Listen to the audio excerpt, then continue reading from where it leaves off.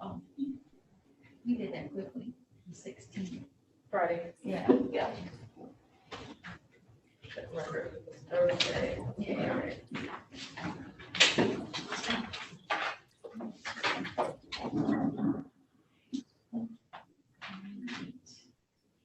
And I want to say it's in the morning too, because it wasn't lunch. I think he did it, yeah. Like at 10, so we can do that first. This is how that get there.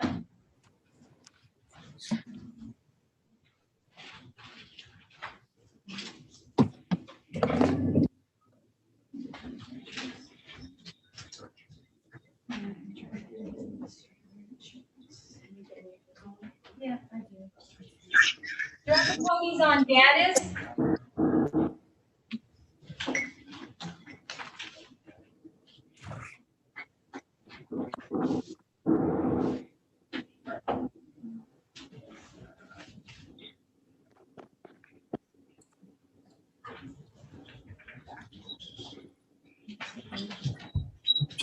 Good morning, Tammy. I'm on Gaddis.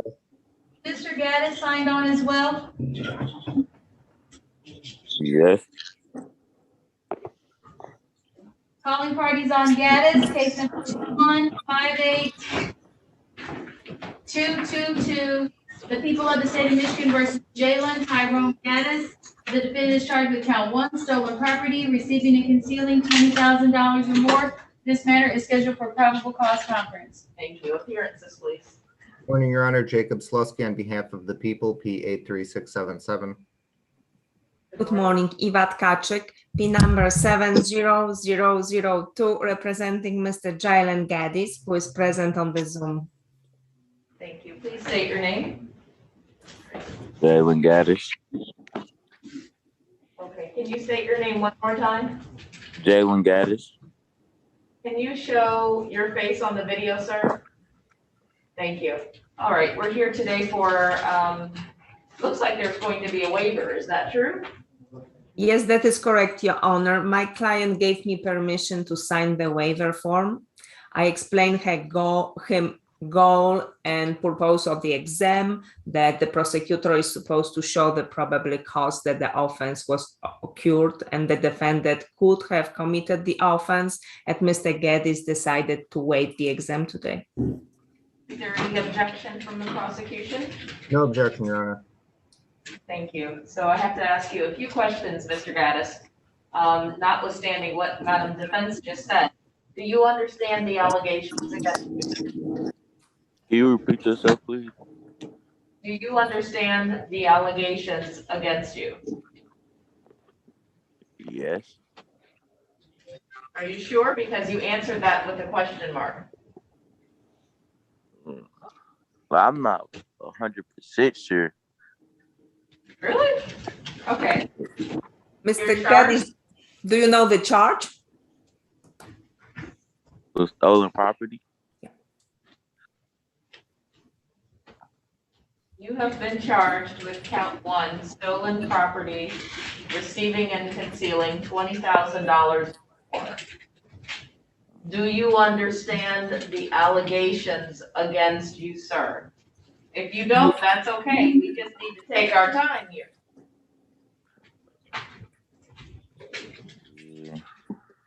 I need an audible response. Yes, Your Honor.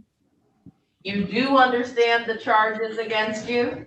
Yes, Okay. And do you understand that you have a right to a preliminary examination? yes, Your Honor. You understand that if an examination were to occur, that the prosecutor would need to establish by a probable cause standard only that crimes were committed in the city of Detroit, county of Wayne, and that you probably committed that crime. Do you understand that? Yes, If the prosecutor were able to meet that burden, the matter would then be bound over to the circuit court for further proceedings. Do you understand that process? yes, Your Honor. So your attorney has indicated that you wish to waive, to give up your right to a preliminary examination. Is that true, sir? Yes, Do you understand that that means this matter would automatically be bound over to the circuit court for further proceedings without the benefit of an examination at this phase? yes, And is that what you wish to do? yes, Your Honor. Can I see your face, sir? Your face is like all the way underneath the camera. Okay, and this is how you wish to proceed, sir? Yes, Your Honor. And you're doing so voluntarily? Yes,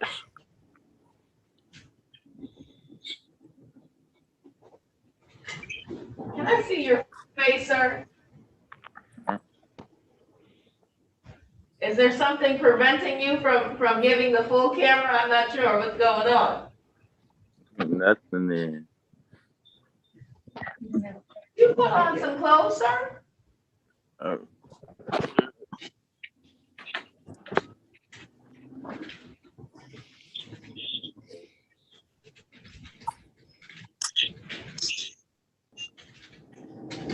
So while he's getting dressed, for anyone else that is in the Zoom gallery, I have a few expectations if you're going to be present here with me. One is that you would wear clothes. Wearing clothes is going to be a good idea. And that you would conduct yourselves as if you were in an actual court. That would include refraining from the use of profanity or any other outbursts.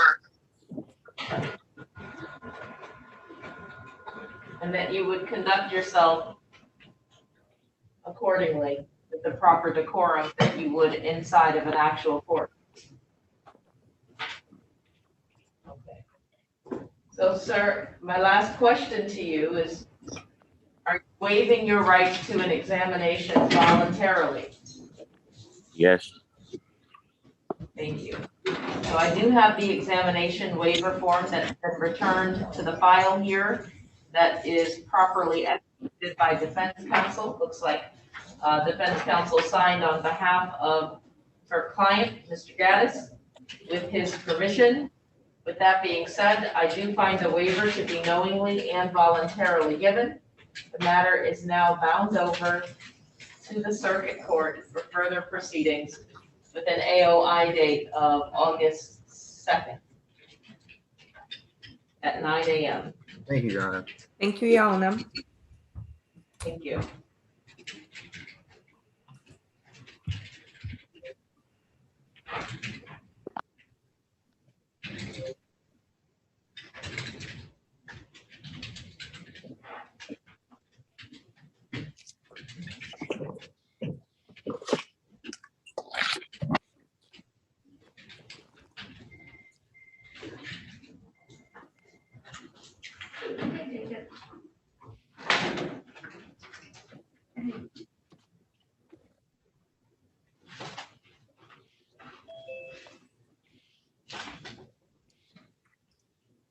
Okay, that's fine. Yeah.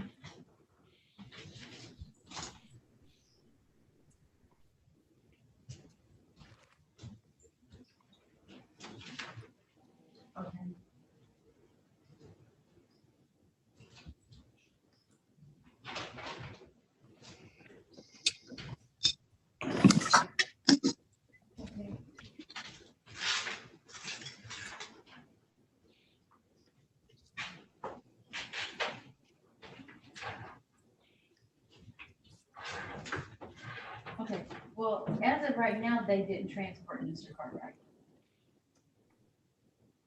So he's not here yet, so we're probably gonna have a couple problems with that, so. We will call as soon as Mr. Chambers gets here. Okay, all right. Parties on McCullough. Case number 2159207, People of the State of Michigan versus Tierra McCullough.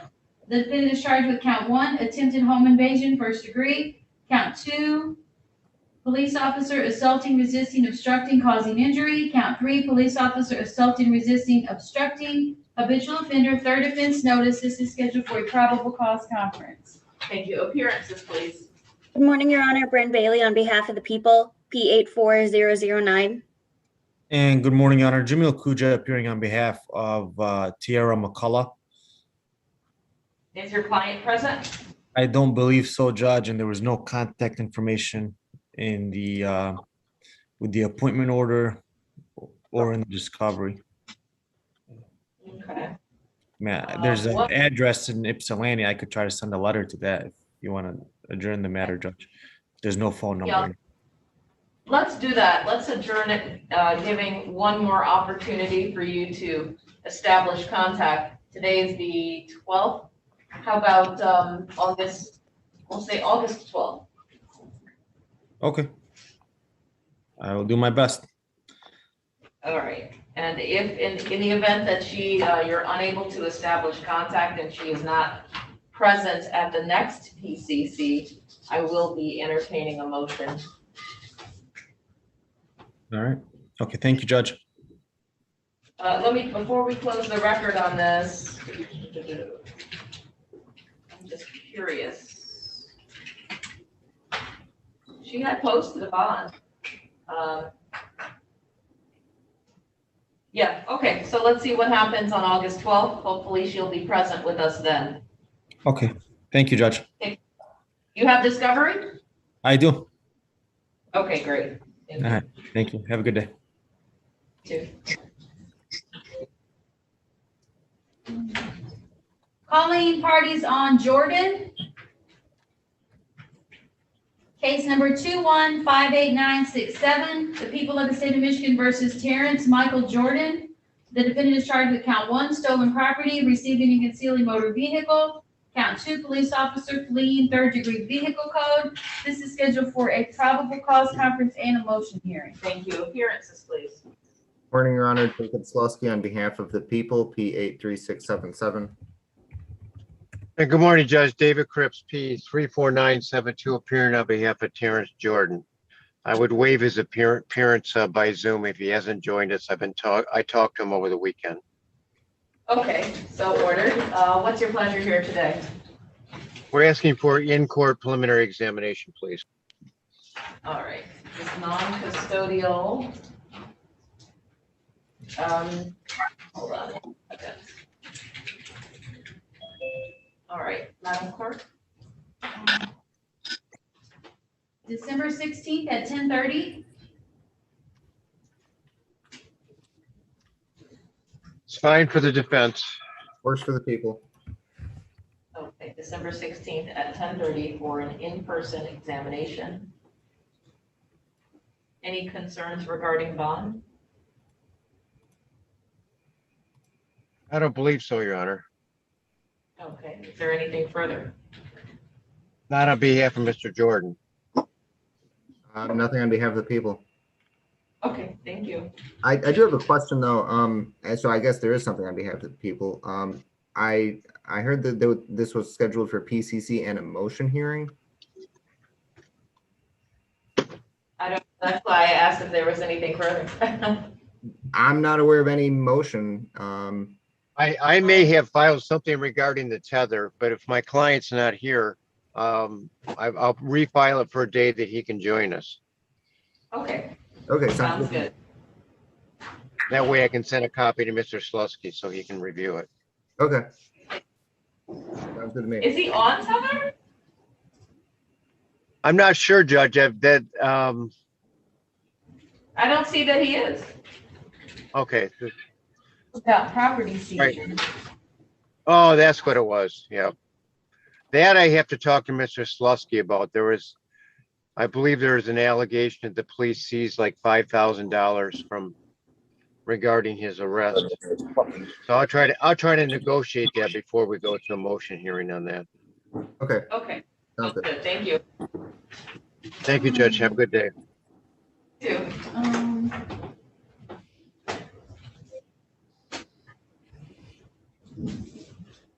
Ms. Richards, do you need a breakout room with Mr. DeBerry?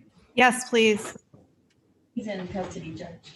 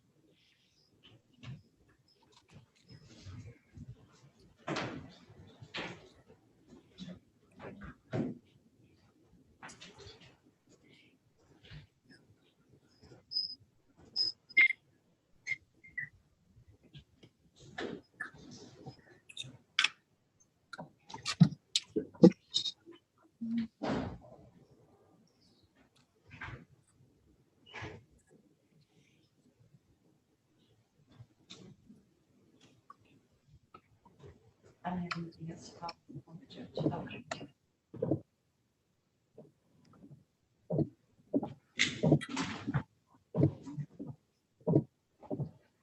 Mr. Conger, I'm trying to contact your attorney. So just Okay. be patient. She Yes, signed ma'am. on matter, but I think he didn't realize that she also had your matter. So I'm trying to contact her for you, okay? Okay, thank you.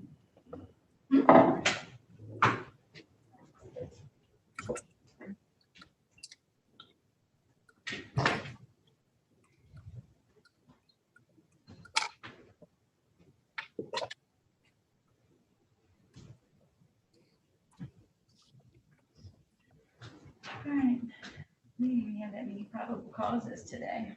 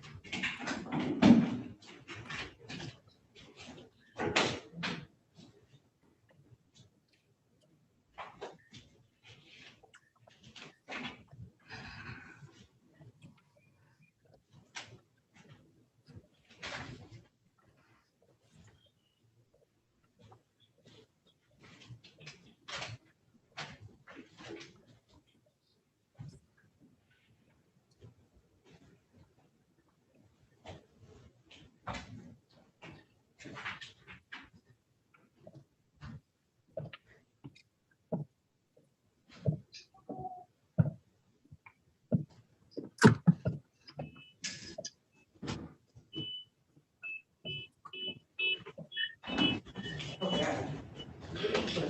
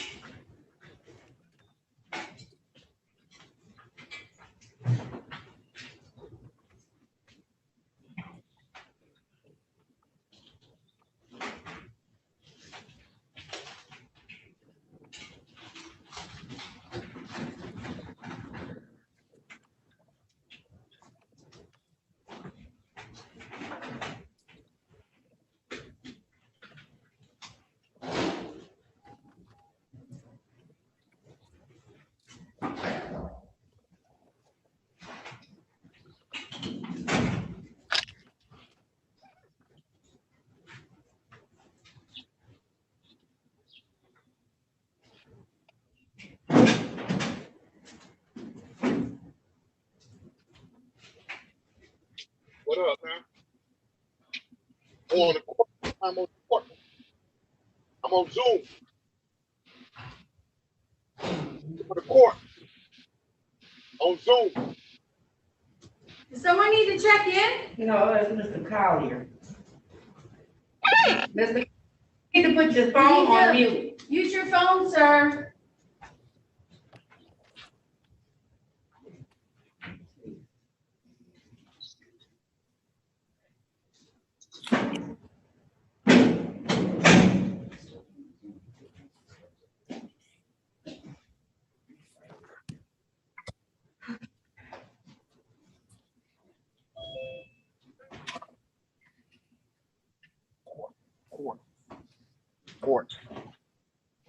Court. Mr. Collier, Yes. phone. You need to Okay. mute your, or we can hear you. All right.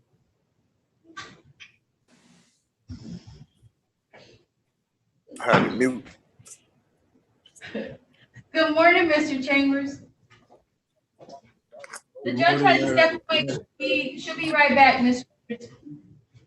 Okay, has Mr. Slusky contacted you? I spoke with him briefly regarding the Cartwright matter. Yeah, there he is. So Good morning, Tammy. I'm here. Yeah, so Tammy, what- whatever, we're gonna have to put it on the record, so we'll need to wait for the judge to step back in here. That's fine. And Tammy, while we're here, I was gonna do this in person, but I have a preliminary examination scheduled for, I believe, 2 o'clock for Trey Wright on Wednesday. Right. Marianne Bruder is the prosecutor on that case. I need an adjournment on that case. I have a homegoing service Wednesday. I'm sorry to hear that. Thank you, I appreciate it. She is aware of that. She has no objection. If we have to go on the record, that's fine. In communicating with her this morning, if we could go on the record either tomorrow or Wednesday with regards to it, that's good. But I was thinking if the court could give me potential dates. You know, I don't know if I would be the one to go on the record and do it, or if someone would stand in for me on that. And if it's going to be a stand-in, we just need dates to coordinate. Can she zoom in this morning? She can't. She has too many cases going on this morning, which I totally understand. She has like 10 different things, and then there's a trial in the afternoon. So it's either going to be like tomorrow or Wednesday. I could probably have someone zoom in. Got him on mute right now. I'm just waiting Mr. on Wright knows about this the and attorney to show up objecting to it. so we can see when my next Mr. scheduled court date gonna be. I Mr. had to go Collier, to Frank Murphy. They didn't have the information, so I had to shoot over to 36th district. But then they went and looked up the information and gave me the Zoom information and stuff so I can log in. Mr. Collier, sir, you need to mute your phone. We can hear your whole conversation.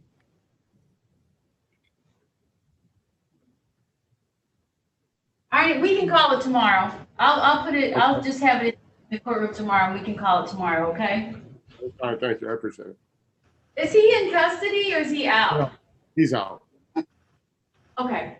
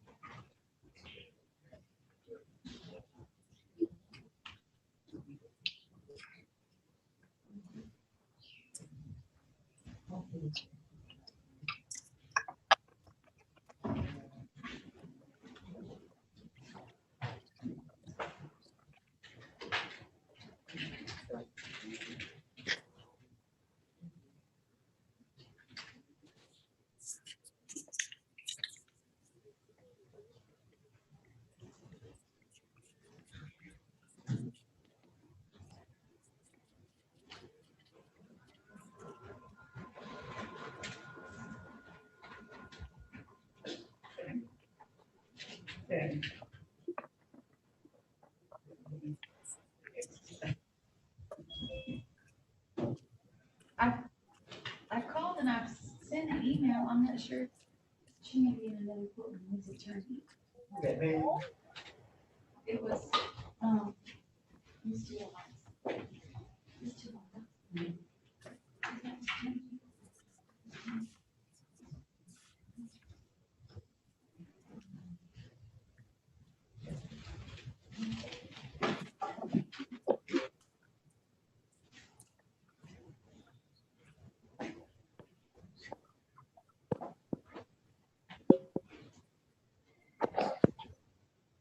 That's attention caller.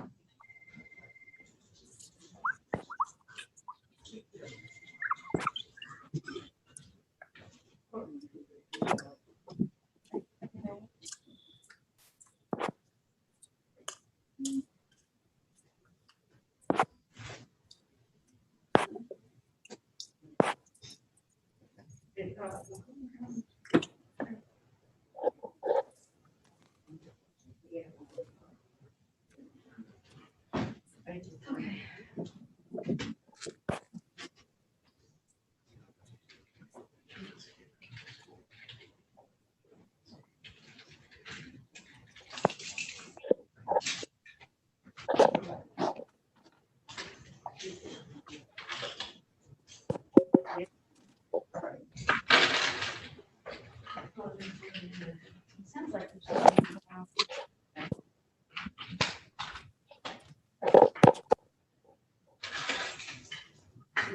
is that Mr. Colliers?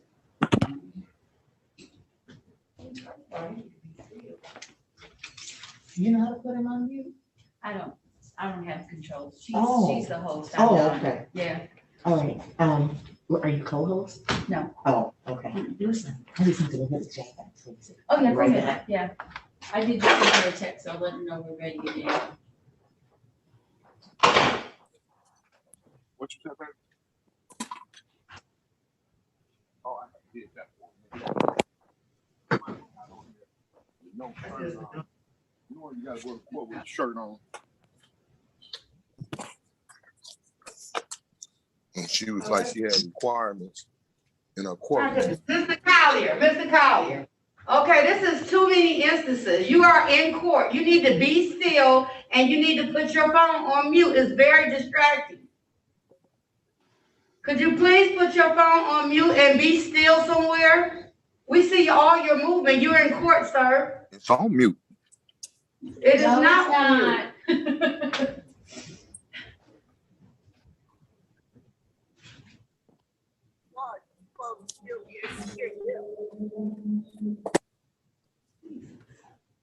Mr. Duncan, what case are you on today? I'm here for Arnold Weiner. Arnold Weiner is my attorney. Okay. Do you have a case number? Because you're not actually on Judge Archer's docket today unless something's going on I don't know about. Do you have a case number? Can I call my lawyer? Get off here and call my lawyer because he told me July 12th, 9:30 at Zoom. That's all he sent me today. Let me look, because you may be in the wrong courtroom. Okay. What's your middle name? Middle name is Douglas, Douglas.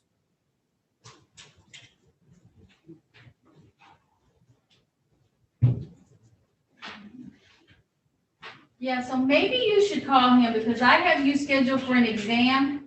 This date was removed from the calendar and you have an in-person exam scheduled for August 10th. Okay, he didn't tell me that day. Okay, well, it's July 12th. Okay, I'm sorry. Let me call him. I'm sorry about that.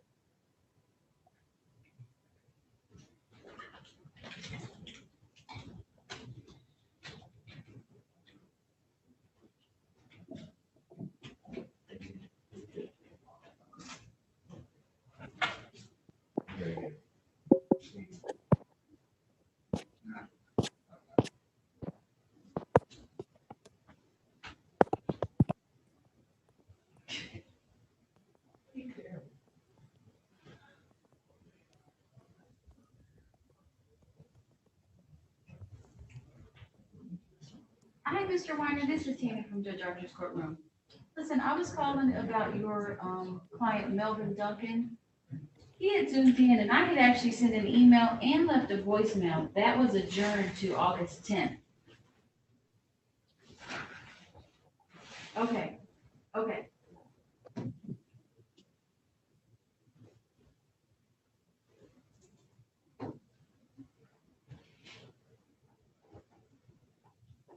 I'm speaking to your attorney, Mr. Duncan. Just hold on, okay? Yes, ma'am.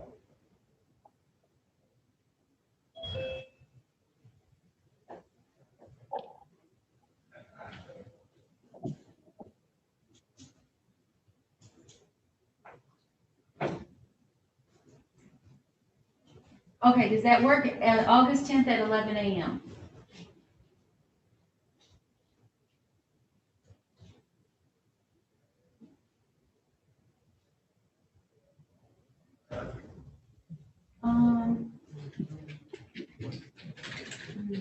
I was just trying to decongest the docket a little bit, so I'm not sure if moving it to that date will make matters worse or. Let me look.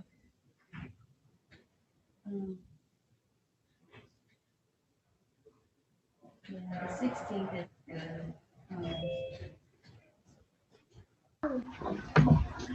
Mom, look.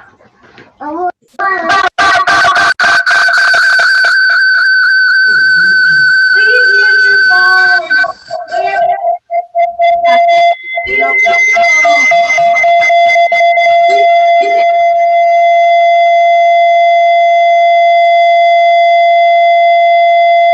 You have to sign off.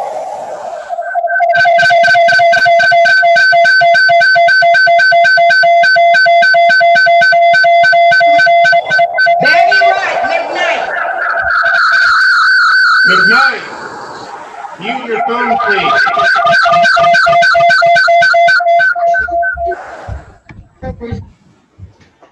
Betty McKnight, mute your phone, please. The 17th.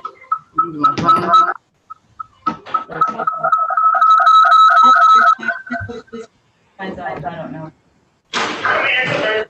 Okay, all right, thank you. Just hold on and let them know if they're gonna call, okay? So I said, hey, no problem, all right. 3-6.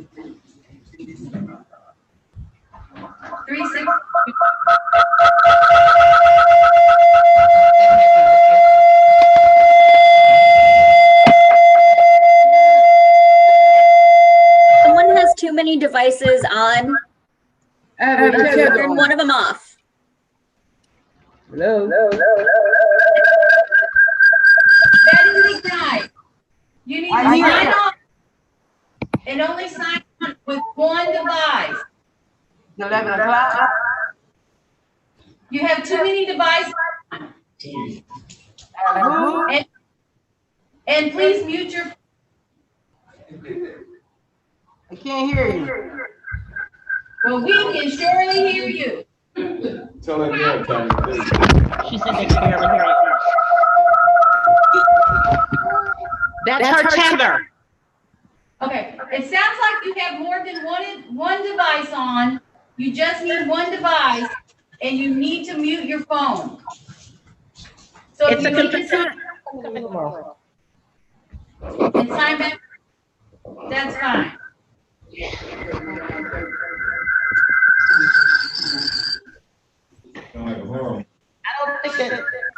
I don't think that's you. I don't really want that additional responsibility. I got enough that I do. I don't want to add that. She's usually on.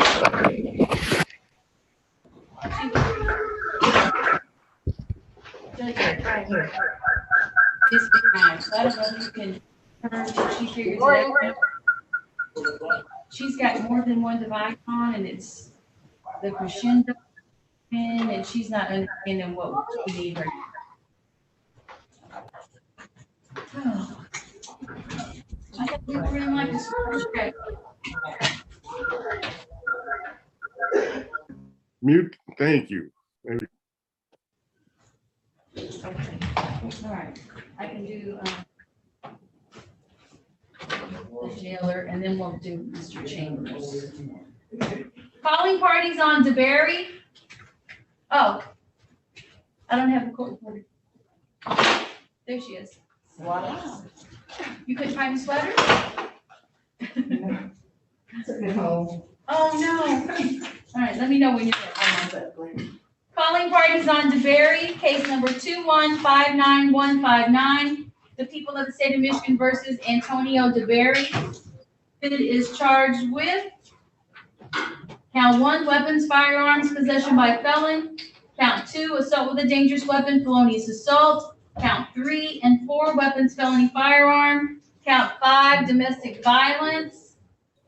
Habitual offender, 4th offense notice. This is scheduled for a probable cause conference. Thank you, ma'am. Appearance, please. Morning, Your Honor. Jacob Bloomers, P77307 on behalf of the people. Good morning, Your Honor. Neighborhood Defender Service of Detroit by Nancy Richards, P68850, appearing on behalf of Mr. DeBerry, who is present via Zoom at the jail. Thank you. Please state your name. Who, me? Yes, sir. Oh, my name is Antonio DeBerry. Thank you. Okay, we're here today for a PCC. What's your pleasure, Ms. Richards? Your Honor, at this time, I have not received any discovery, so I am asking for discovery as quickly as possible. At this time, whether the court wants to set another probable cause conference or set a exam, my client is in custody, but I would like to address bond. Okay, well, what's your pleasure? Would you like a 1-week adjournment to receive and review discovery, or do you want to set for exam? Your Honor, I'd rather set for exam if I can get the discovery, and I'd ask Mr. Bloomers if it would be possible to get the discovery quickly. Okay, Mr. Bloomers? Well, I did send the paper to NDS, the central discovery person, back on Friday, but I just sent it again to Ms. Richards, so she should paper, about 10 minutes. And then I will follow up as far as any additional. Okay, why don't you address bond first to see if that might be affected? Thank you, Your Honor. Mr.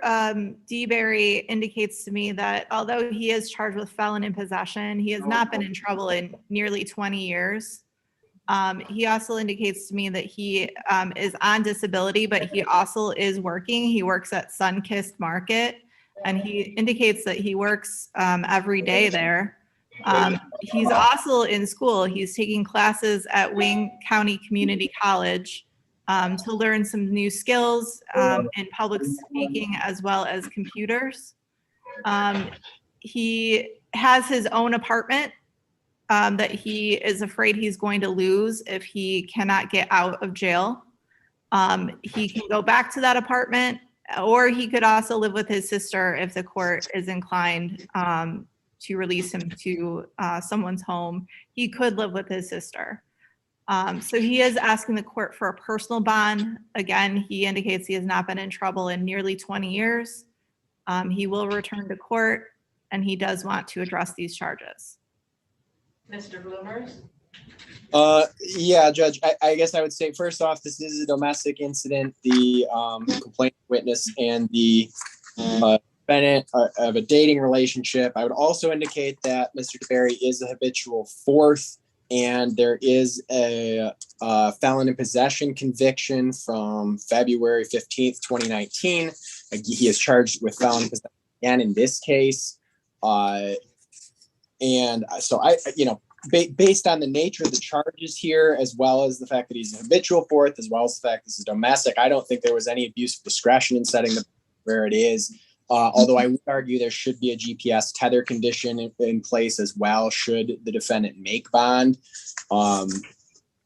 So I think in order to protect the safety of the community, and specifically the complaining witness, Ms. Denise Allen, the bond should stay where it is, and that tether provision should be added.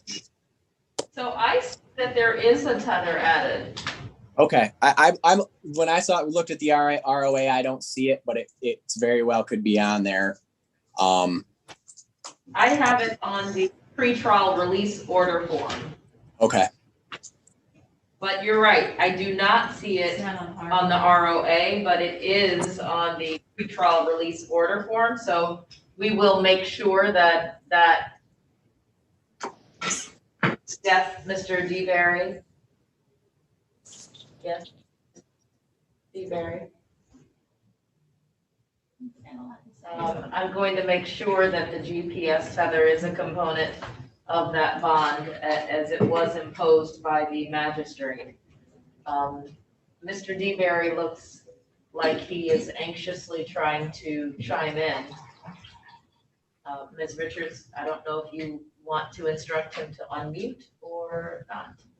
Your Honor, I believe he's probably concerned about the allegation that he had a conviction in 2019. He was pretty adamant that he did not have a conviction in nearly 20 years. And I don't have a copy. I don't even have a copy of the information at this time, Your Honor. So I wasn't aware of the habitual fourth offense notice. Do you want him to unmute? I can't unmute him. Yes, Your Honor. You would need assistance from a deputy to unmute you.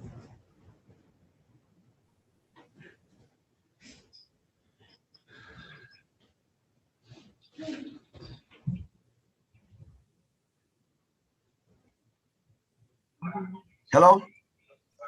Hello. Yes, Mr. DeBerry. Just don't say anything about the case, okay? Okay, listen, I just moved back from Florida. I've been in Florida since 2008 to 2019. I just moved back here from Florida. I ain't been here. And I don't see when no case nothing coming. I haven't been in no trouble. That's what I'm trying to tell you people. I haven't been in no trouble. Look at my record. I've been in penitentiary, did parole, and that was it. It was done. I moved to Florida in 2008. I've been back here because of Hurricane Michael. I got displaced. I'm a hurricane disaster survivor. And I moved back to to Detroit in 2000, I believe 19 or whatever. Been here ever since. I've been going to school, I work, and I'm on disability. I'm gonna lose everything by sitting in here while y'all have your stuff together, man. That's all I'm trying to say. I'm a protected person. I got a bullet 6 inches under my brain, man. I can't hardly take it up in here. I'm 55 years old. I ain't been in no trouble. I ain't been in here. That's why you ain't seen me. Okay. Okay. You're before the court today. Yes, ma'am. On a conference for an allegation that on June 26, 2021, you had contact with one Miss Allen to the extent that 5 counts resulted in that interaction you had with her. So this is not a trial date right now. I just want to make sure you understand what you are before the court for now. It's a conference, and your attorney is asking for all of the discovery, all the information on the case. He's going to receive that and review that with you. And then the two of you are going to make a determination as to what you want to do next. That is why you're before the court. Okay, I understand all that, man. I'm asking for a personal bond so I'm gonna lose everything. While y'all up here doing this paperwork, man, I'm gonna lose everything that I got. You understand what I'm saying? I'm on disability in Section 8. I'm supposed to pay my rent on the 1st. I'm not a threat to the community, man. I go to school, I have a job. Now, y'all people want me to do something right, and I'm trying to maintain and tell you, I want to go back to work and go back to school, man. I'm gonna lose my whole apartment, everything, by sitting up here from allegations. I understand. I'm not a threat, man. You put the GPS on me or whatever you got to do. Can I go back to work? Can I pay for my apartment? The bond as it currently is $10,000. $10,000. I don't have no $1,000, man. I'm energy. That's why I asked for a personal bond, man. I've been here for 2.5 weeks, man. I got a bullet 6 under my brain. My body has been tortured. I can't keep taking this. Can I have an opportunity to respond to what you're saying? Ma'am? Can I respond to what you're saying? Yes, ma'am. So your bond is set at $10,000 cash or surety with a 10% provision, which, as you've already deducted, is $68. And somebody blocked me out. $1,000 that would need to be posted. There's also a condition that if you do post bond, that you're not released without a GPS tether. And council is asking for your bond to be amended to a personal bond. She has stated reasons why she believes your bond should be converted to a personal bond. Okay. Prosecution, as you've heard, is objecting to that. So in order for me to sit here and wiggle and play around with the bond, I need to make an assessment. And that assessment is not confined to whether or not this is a good situation for you.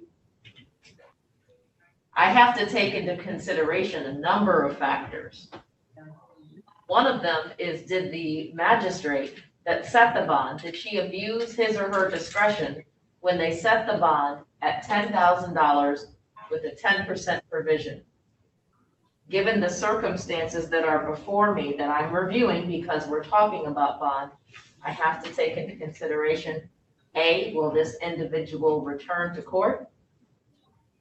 B, I don't know exactly if there's a failure to appear history. I don't know. So my greater concern is the second prong of that analysis, which is the safety of the community. Now, while I appreciate your representation that you are not a threat to the safety of the community, which I'm assuming you would include in that community, Ms. Allen, this court respectfully has concerns because of the allegations that are before the court.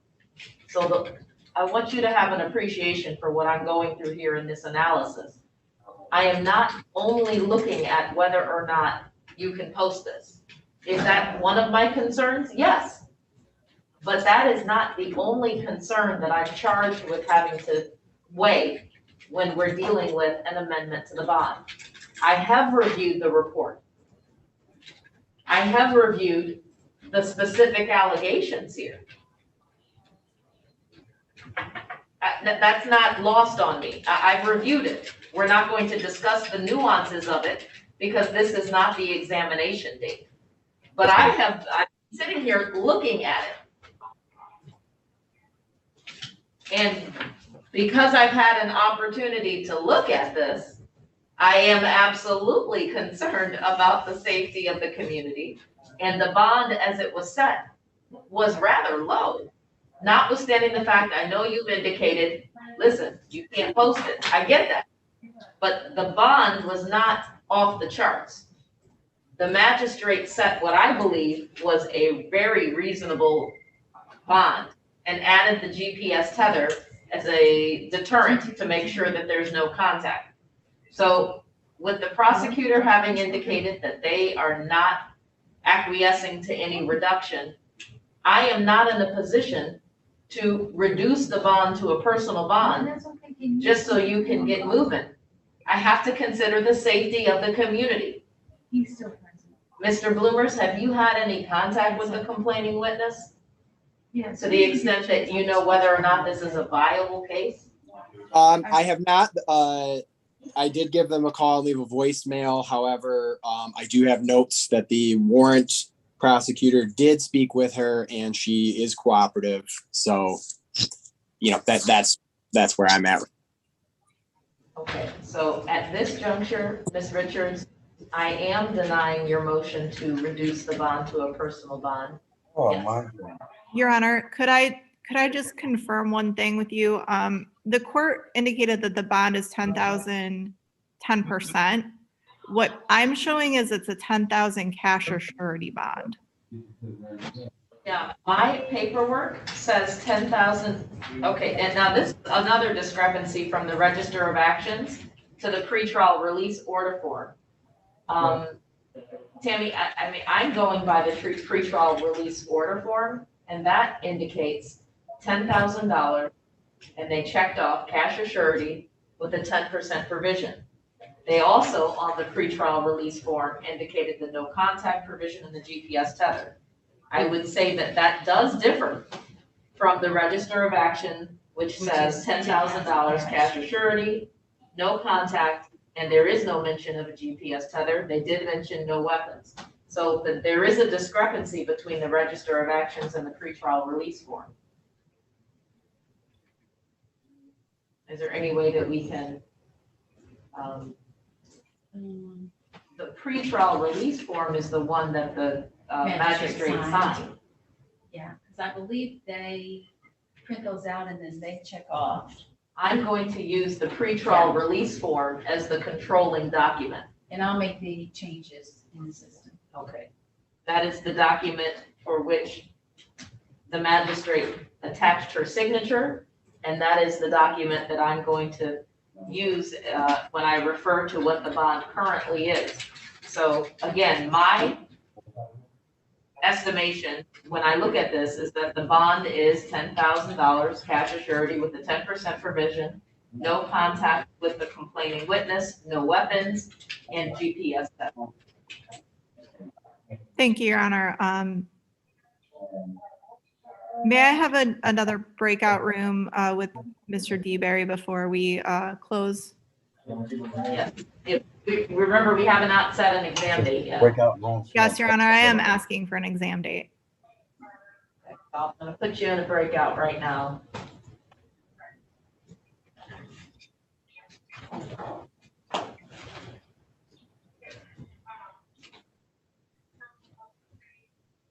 Okay.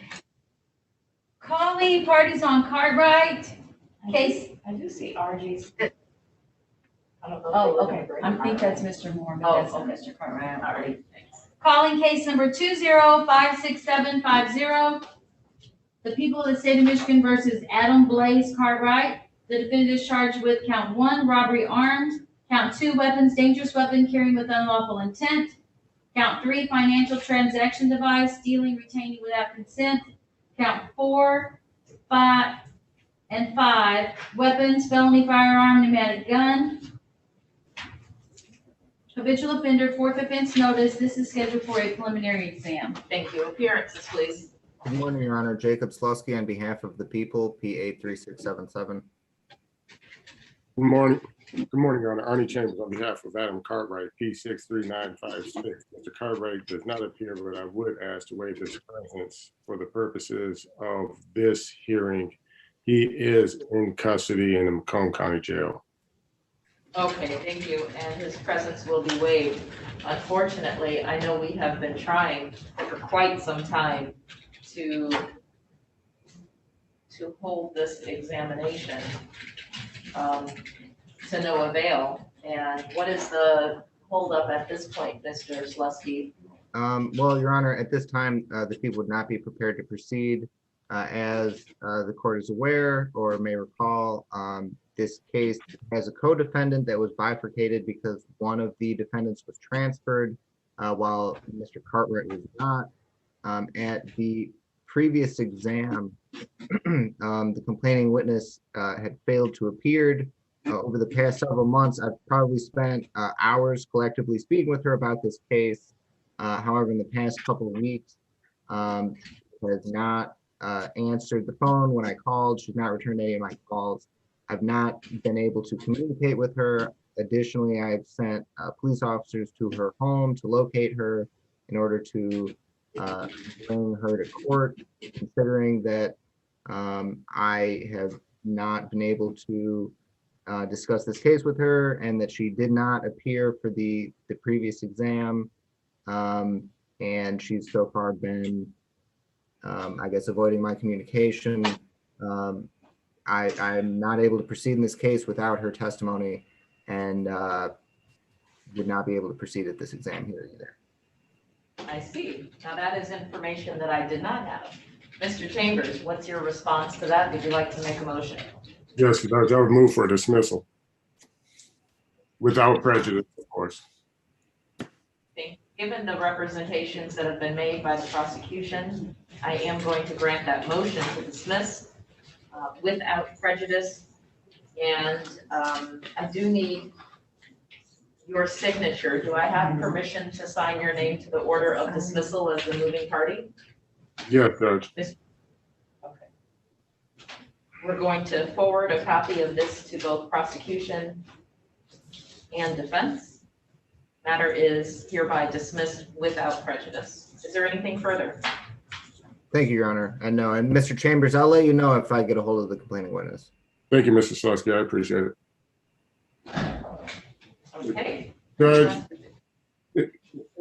and I spoke with Madam Clerk with regards to this. I'm going to be, or someone on my behalf will be zooming in tomorrow morning along with APA Mary Ann Bruder with regards to trade rights matter that's up for examination Wednesday. I'm going to be asking for an adjournment. I have a bereavement homegoing to go to Wednesday. Okay, and my condolences to you. We will see those parties on that matter tomorrow. Thank you. Appreciate it. Have a good day, all.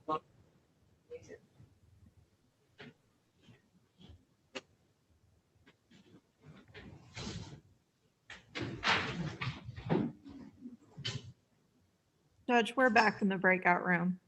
Thank you. Oh, great. Hold on one moment, though.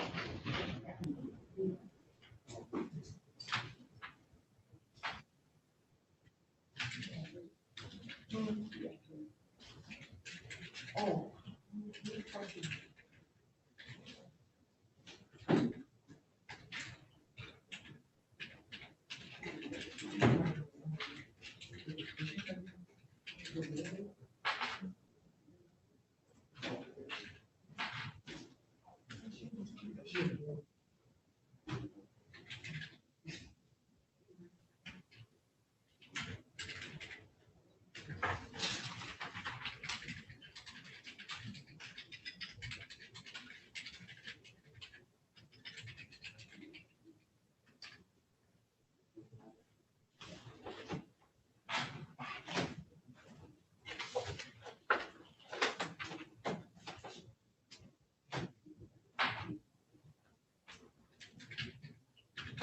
Okay, recalling People versus Antonio DeBerry. This is 2159159. This case has already been formally called. We're back on the record here after Madam Defense has had an opportunity to speak with her client. Can I have appearances again, please? Jacob Bloomers, on behalf of the people. Nancy Richards on behalf of Mr. DeBerry. And Mr. DeBerry, can you speak for him, sir?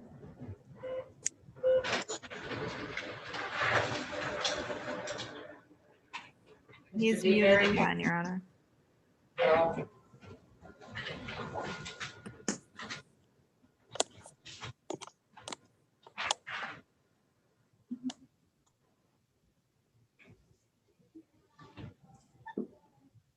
Hello? Yes, can you state your name? Antonio DeBerry. Thank you. All right, Madam Defense? Your Honor, we are requesting a live preliminary exam date. Madam Clerk, what date the week of the 26th can we put this?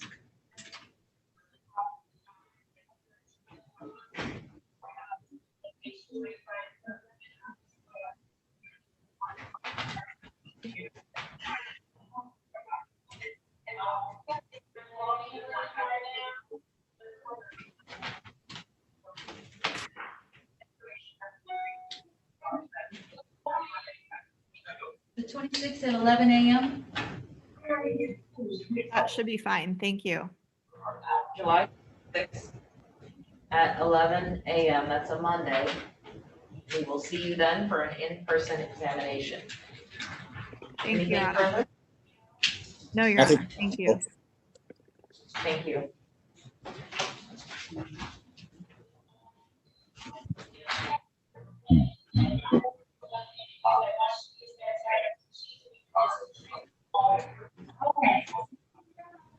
Hearing.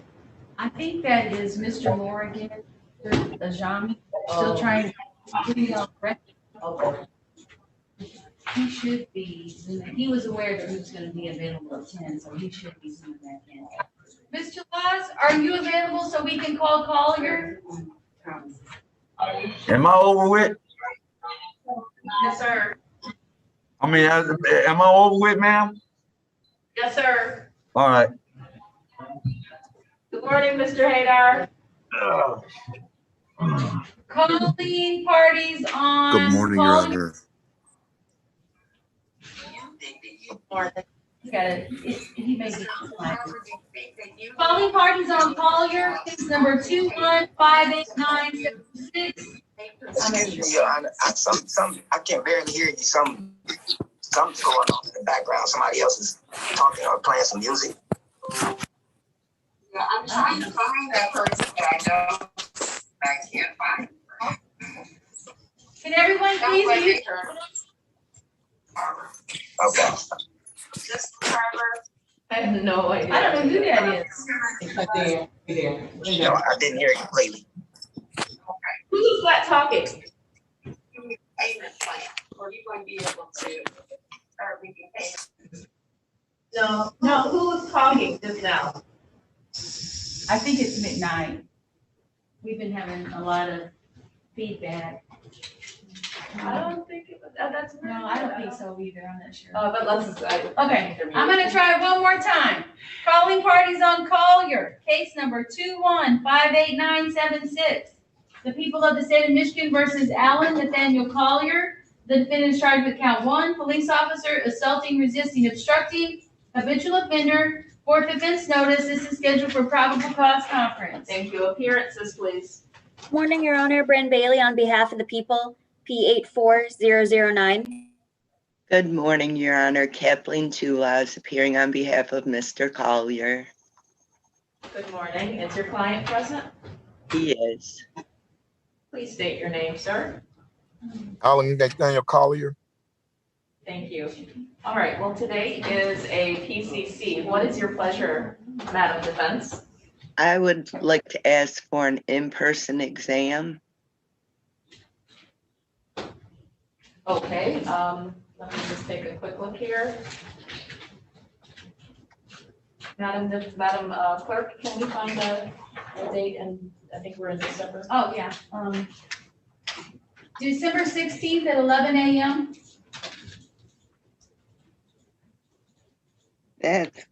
That's perfect.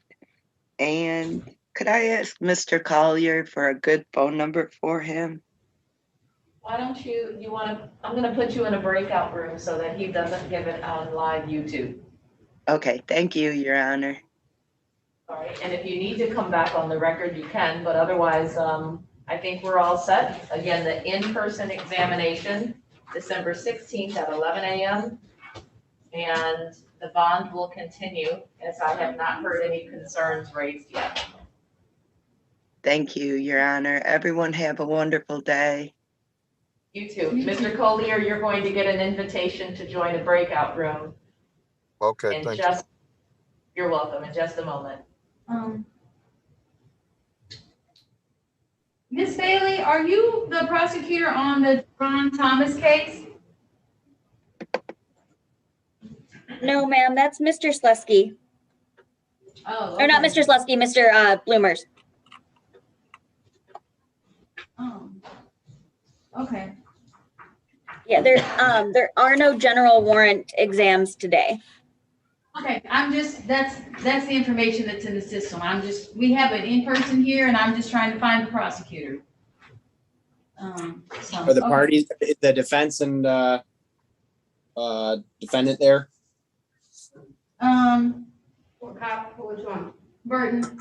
Yes. For Deron Thomas. Yes. Yeah, they're both here. Everybody's here but you, sir. Well, There are no witnesses. I'm just kidding. No. The officer said there's no witnesses. Yeah, both. I have two on the docket, and they both courteously let me know they would not be coming today. So.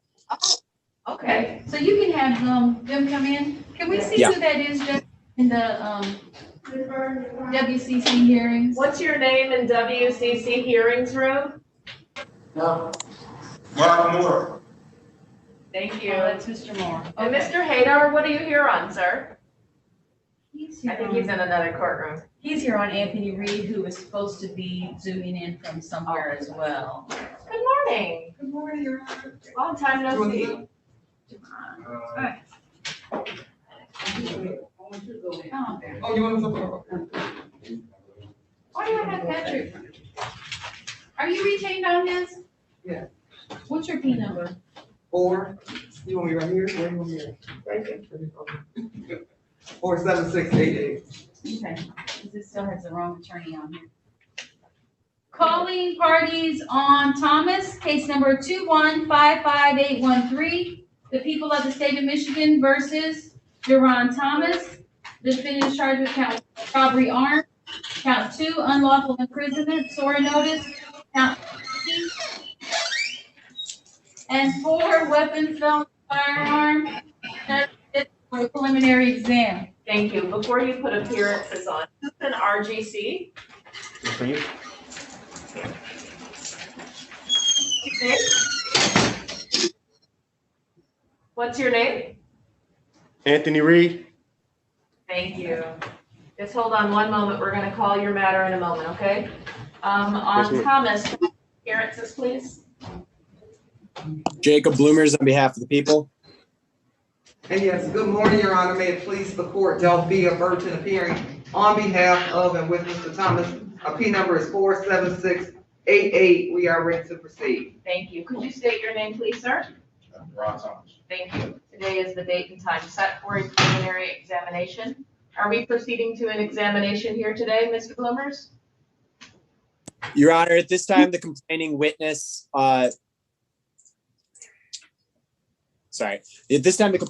Jennifer Thomas is not present in the courthouse. I did speak with her last week, at which time she told me she no longer wished to go forward with the case, would not be present. Damn, without her presence participation, the people are unable to go forward at this time. Thank you. Move to dismiss this matter, Your Honor. It is currently 10:12. This matter was set for 10 a.m. The complaining witness has failed to appear. And with that, I am going to grant Madam Defense's motion to dismiss. This matter is dismissed without prejudice. And it's important to note that after the word dismissal, that trailer language, without prejudice, what that means is that it is possible that the prosecution can reissue. If you have questions about the parameters of that, please make sure you speak with Ms. Burton, and she'll explain it to you in greater detail. Mr. Thomas, do you have on a GPS tether that I should remove? Yes. Okay, I'm going to include that language on the order of dismissal. And then Ms. Burton, I just need your signature on this order that I'm preparing right now. Gladly.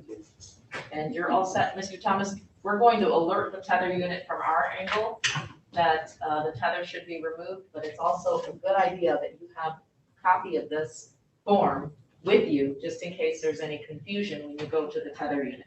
Okay? And you'll get that paperwork brought to you in the hallway.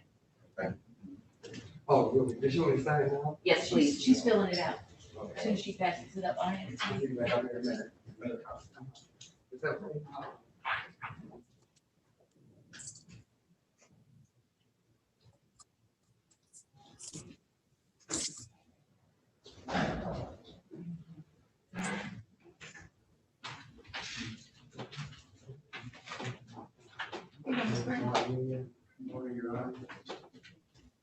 Good morning. I think your client's up there.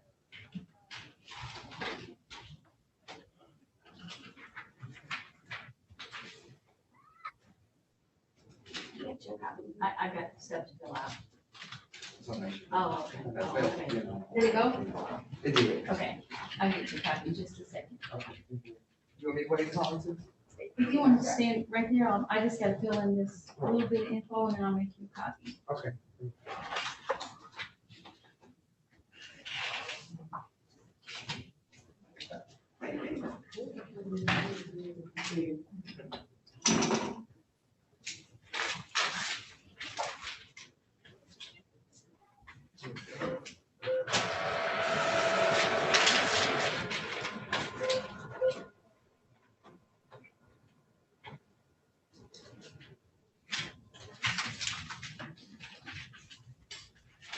I'm gonna call Mr. Higgins first. Calling parties. Be safe. Calling parties on Reed. Case number 2158742. The people of the state of Michigan versus Anthony Jarrell Reed. The defendant is charged with count 1, weapons, firearms, possession by felon. Count 2, weapons, ammunition, possession by felon. Count 3, weapons carrying concealed.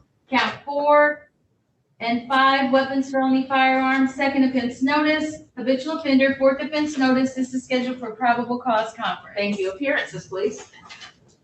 Good morning, Good Your morning. Honor. Fran Bailey on behalf of the people, P84009. Good morning. Good morning, Your Honor. Mark Hyder on behalf of Anthony Reed. And good morning to you too. Mr. Reed, could you please state your name? Anthony Reed. Thank you. Today is the date and time set for an examination in this matter. I'm assuming it was set for a Zoom exam? Actually, it's probable cause, Judge. Oh, I'm sorry. I'm sorry. With it being a probable cause hearing, what's your pleasure, counsel? Your Honor, we wish to waive exam. You might remember we were here a couple of weeks ago, but he was not brought before the camera on the probable cause conference, but he would like to waive his exam today. Okay, is there any objection from the prosecution? No, ma'am. Mr. Reed, I just need to ask you a few questions, sir. Do you understand the allegations against you? Yes, ma'am. You understand that you do have a right to a preliminary examination? Yes, ma'am. And if an exam did occur, the prosecutor would need to establish by a probable cause standard only that crimes were committed in the city of Detroit, county of Wayne, and that you probably committed those crimes. Do you understand that? Yes, ma'am. At an examination, the prosecutor were able to meet that burden. The matter would then be bound over to the circuit court. Do you understand that process, sir? Yes, ma'am. So the representation has been made here by your counsel that you wish to waive, to give up your right to a preliminary examination. Is that true, sir? Yes, ma'am. You understand that that means that this matter would automatically be bound over to the circuit court for further proceedings without the benefit of an examination at this phase. Yes, ma'am. And is that how you wish to proceed? Yes, ma'am.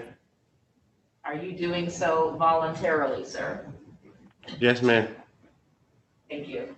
So what we do need, counsel, is the examination waiver form to be, we're going to forward it to you.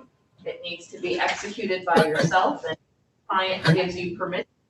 Oh, I'm sorry. I spoke too soon. You've already done it. I'm in receipt of it right now and it appears to be properly executed. I do find the waiver to be knowingly and voluntarily given. The matter is now bound over to the circuit court for further proceedings with an AOI date of July 19th at 9 a.m. Thank you very much, Your Honor. Thank you, sir.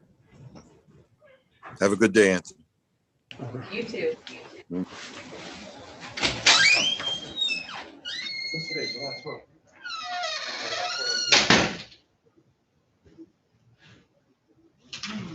Calling parties on Moore, Mark Moore. Case number 1857433. The people of the state of Michigan versus Mark Allen Moore. The defendant is charged with count 1, license, documents, plates, forgery. Count 2, operating license, suspended, revoked, denied. This is scheduled for a probable cause conference. Thank you. Appearances, please. Good morning, Your Honor. Jacob Slosky on behalf of the people, P83677. Good morning, Your Honor. Michael Ajami, P82745 on behalf of Mr. Moore, who is present via Zoom. Mr. Moore, can you please state your name for the record? Mark Moore. Thank you. I recall this pretty distinctly. I usually don't recall cases, but after Mr. Prosecutor and Defense Counsel had left Zoom Gallery the last time we were here trying to rectify the administrative issues with the PACT code, Mr. Moore was extremely upset and did not understand what was going on. I'm assuming in the meantime, there's been conversations that have occurred between defense counsel and the defendant. I do recognize that his concerns were raised after we did address it in court on the Zoom Gallery, and he indicated he did understood and was in agreement. So it may have come as a surprise to all parties, but he was very, very unhappy, very concerned, and that is why we've been attempting to get everybody back on the record in this matter, because I certainly do not want Mr. Moore to feel as though his arm is being twisted somehow, or there's something that is improper happening. The court is here for whatever defense counsel elects to do. And if it's to take advantage of an offer, then we need to make sure that we are really clear within the four corners of this file as to what we're doing. Can I have appearances, please? Good morning, Your Honor. Jacob Slusky on behalf of the people. Good morning, Your Honor. Michael Ajami on behalf of Mr. Moore. And Mr. Moore, please state your name, sir. Mark Moore. Thank you. Okay, well, I'm going to leave it to the two of you to tell me how you want to proceed here. Your Honor, I have spoken to Mr. Moore since our last hearing, and he would still like to avail himself to the people's office. Okay, and that was to amend so that the record's clear. Why don't you lead with that, Mr. Slusky? Okay, so Your Honor, at the previous delay was caused by an inability to enter the PAT code for driving while license suspended. We changed that to a no ops on person or no operator's license on person, which is a lesser included offense. We redid the factual basis for that. People are satisfied with the factual basis that we made. Currently, as I understand, the plea date would be August 12th. That is satisfactory to the people. I don't have a problem keeping that date, and I don't really have anything else to add. August 12th. He's going to put a plea on August 12th, or did you mean sentencing date? That's correct, Your Honor. I apologize. I meant to say sentencing. Okay. Well, I'm assuming Mr. Ajami's in agreement with that. Here's my concern. Mr. Moore, before we start talking about sentencing dates, do you understand what's going on here? And are you in agreement with this? There's simply been an amendment of what you've pled to, which would be count 1, unlawful use of a license plate. Count 2, no ops on person. Has that been fully explained to you? And do you understand that this is a deviation from the initial settlement offer, wherein it was count 1, unlawful use of a license plate, and count 2, driving while license suspended? Yes. Yes. Yes. Okay, Mr. Ajami, did you want to voir dire him in any way to just cover yourself? I'm satisfied. Oh, okay, all right. Well, with that being said, sentencing date, the factual basis was already placed on the record. Sentencing date will be, I guess we can keep it August 12th. August 12th at 9 a.m. Thank you. Normally get reset back every time there's a delay, but it should be okay. Okay. Do we know who the judge is? It's gonna be Judge Brian. Judge Brown?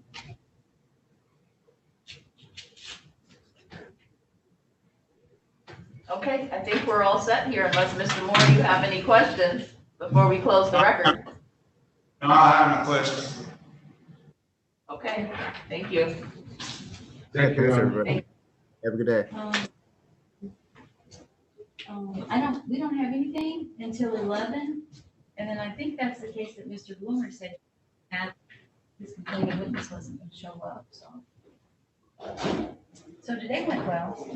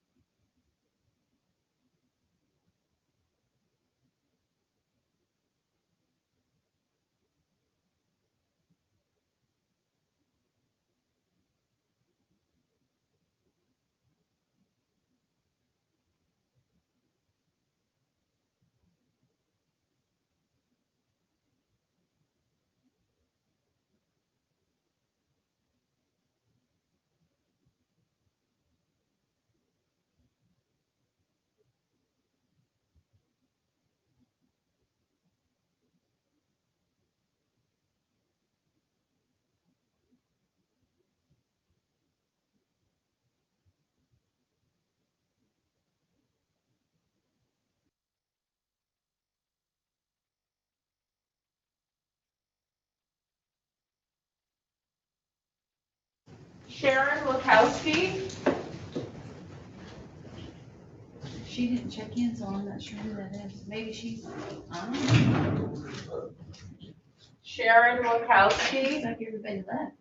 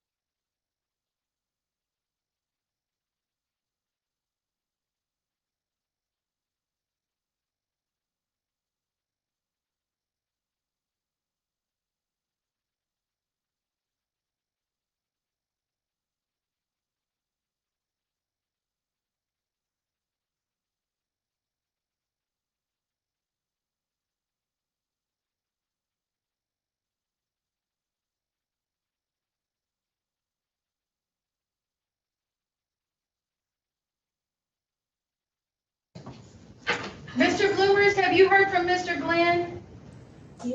No, I sent him an email to let him know the situation this morning, but I haven't talked to him directly.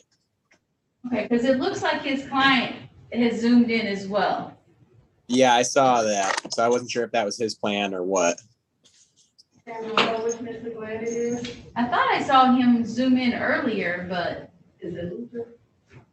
Let me see if I can get a hold of him. Want the number?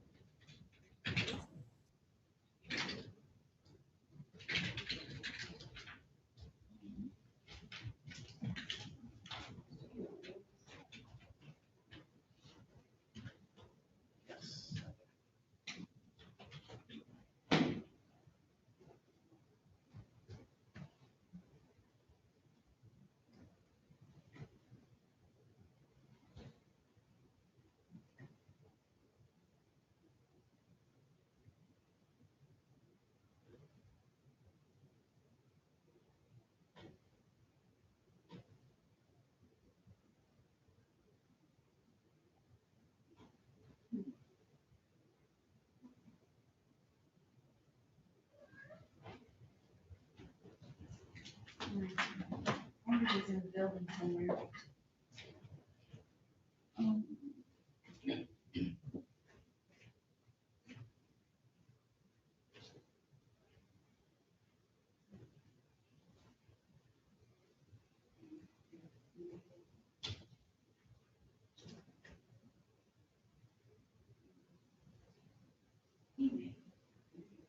He's not.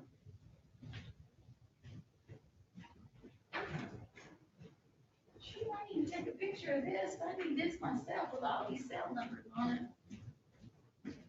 Hey, like, how'd you get this number?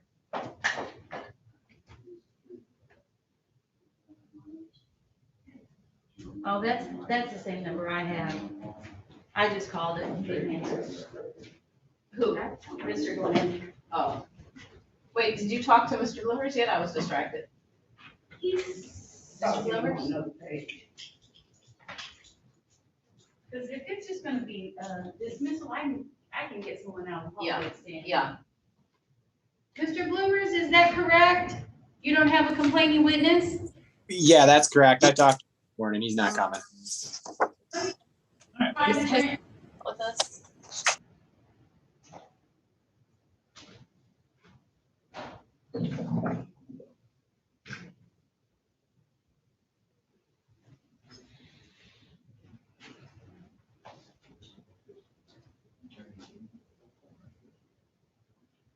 Yeah, you're very good. Very good.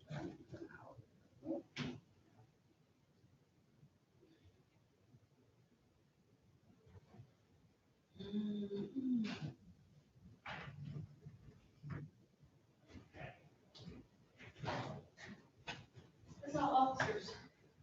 I didn't see a single attorney. Was it Luther or was it William? It's Luther. Okay, yeah.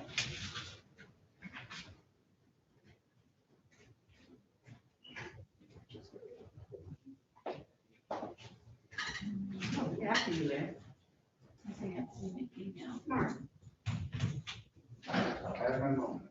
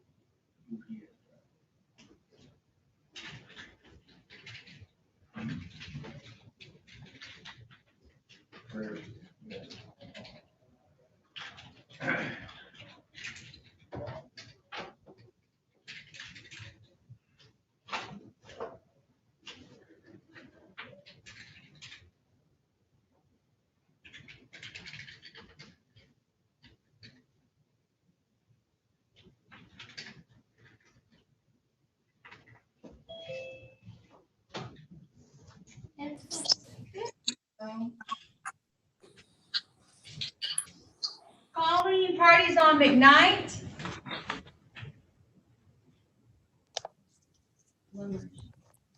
Case number 2062198, the people of the state of Michigan versus Betty Liza McKnight. The defendant is charged with count 1, assault with a dangerous weapon, felonious assault, count 2, domestic violence, notice. This is scheduled for a preliminary exam. Thank you. Appearances, please. Jacob Bloomers on behalf of the people. William Glenn on behalf of Miss McKnight, standing in for the attorney of record Luther Glenn, P36794. Thank you. And could you state your name, ma'am? Betty McKnight.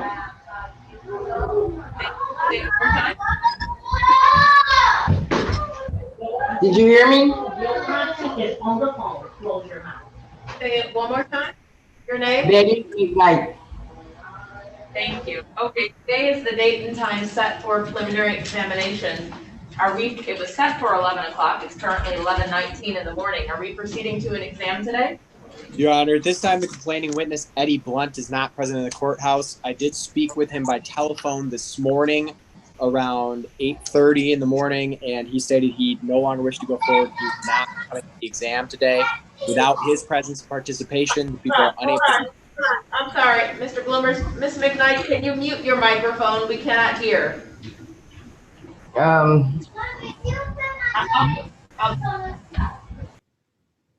Thank you.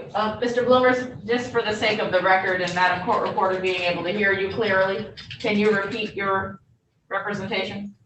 Yes, Your Honor. At this time, the complaining witness, Eddie Blunt, is not present in the courthouse. I spoke with him by telephone at about 9:30 this morning. He stated he no longer wished to go forward and would not be present at the courthouse today.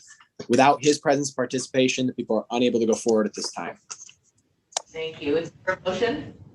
Yes, Your Honor, we will move to dismiss. Thank you. Again, it's currently now 11:20 in the morning. This matter was set for 11 a.m.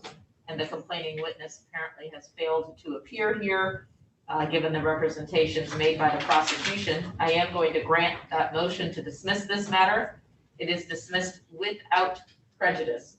Mr. Glenn, do I have permission to sign your name to the order of dismissal as the moving party? Yes, Your Honor. Okay. Is there anything further? No, Your Honor. No, Your Honor. All right. We're going to make sure we forward a copy of this to both prosecution and the defense. Yes, Ms. McKnight? Yes, can I have this tether removed? Absolutely.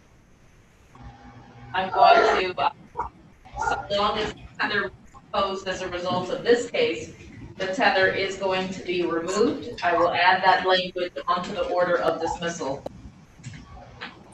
So do I just go to Dickinson and have it taken off? Yes. You can either wait for this paperwork to be in your possession so you can present it, or you can just go there. We will notify the tether unit from our position, but I always suggest individuals have a copy of this order, which has the language on it that the tether should be removed, just so there's no conflict.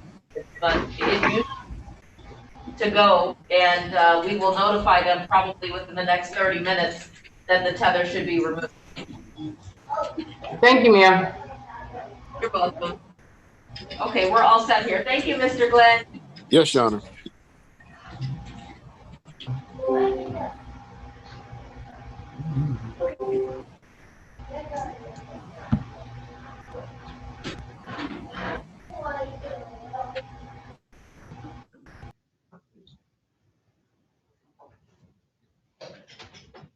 Hey, y'all have a good lunch. You too. We'll see you at 1:30.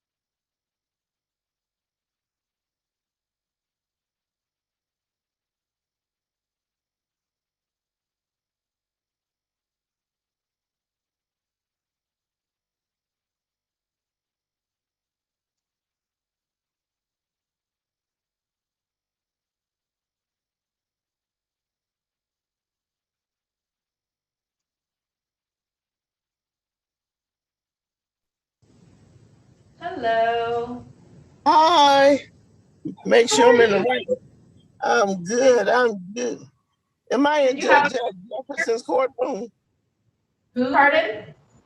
Judge Jefferson. No. I'm in the wrong courtroom. You need her Zoom? She's in 49. This is Judge Archer's courtroom. Oh, sorry. Thank you. Thank you. Have a good day. Take care. Okay.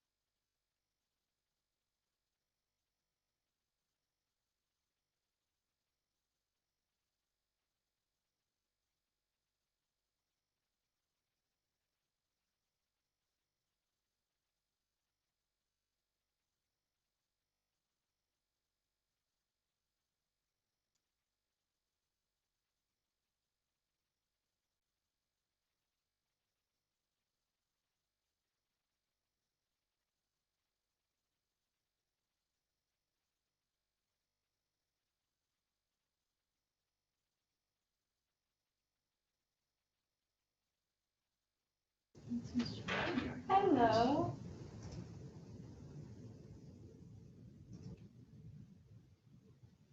Hello, Mr. Woodyard. Hi, How are you? I'm awesome. How are you? Good. How can we help you? Hey, who's the courtroom prosecutor? I think her name is Bree. I forget. Brent. Brand Bailey. That's it, Bren Bailey. Okay, that's all. See how easy that was? Very easy. Thank you. Thank you very much, Judge. Have a good day. You too. Bye-bye.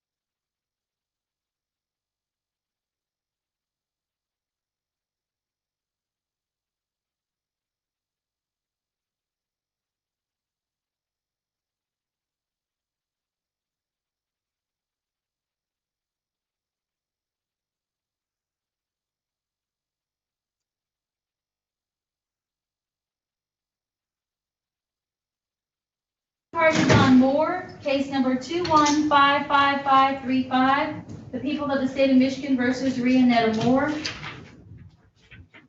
The defendant is charged with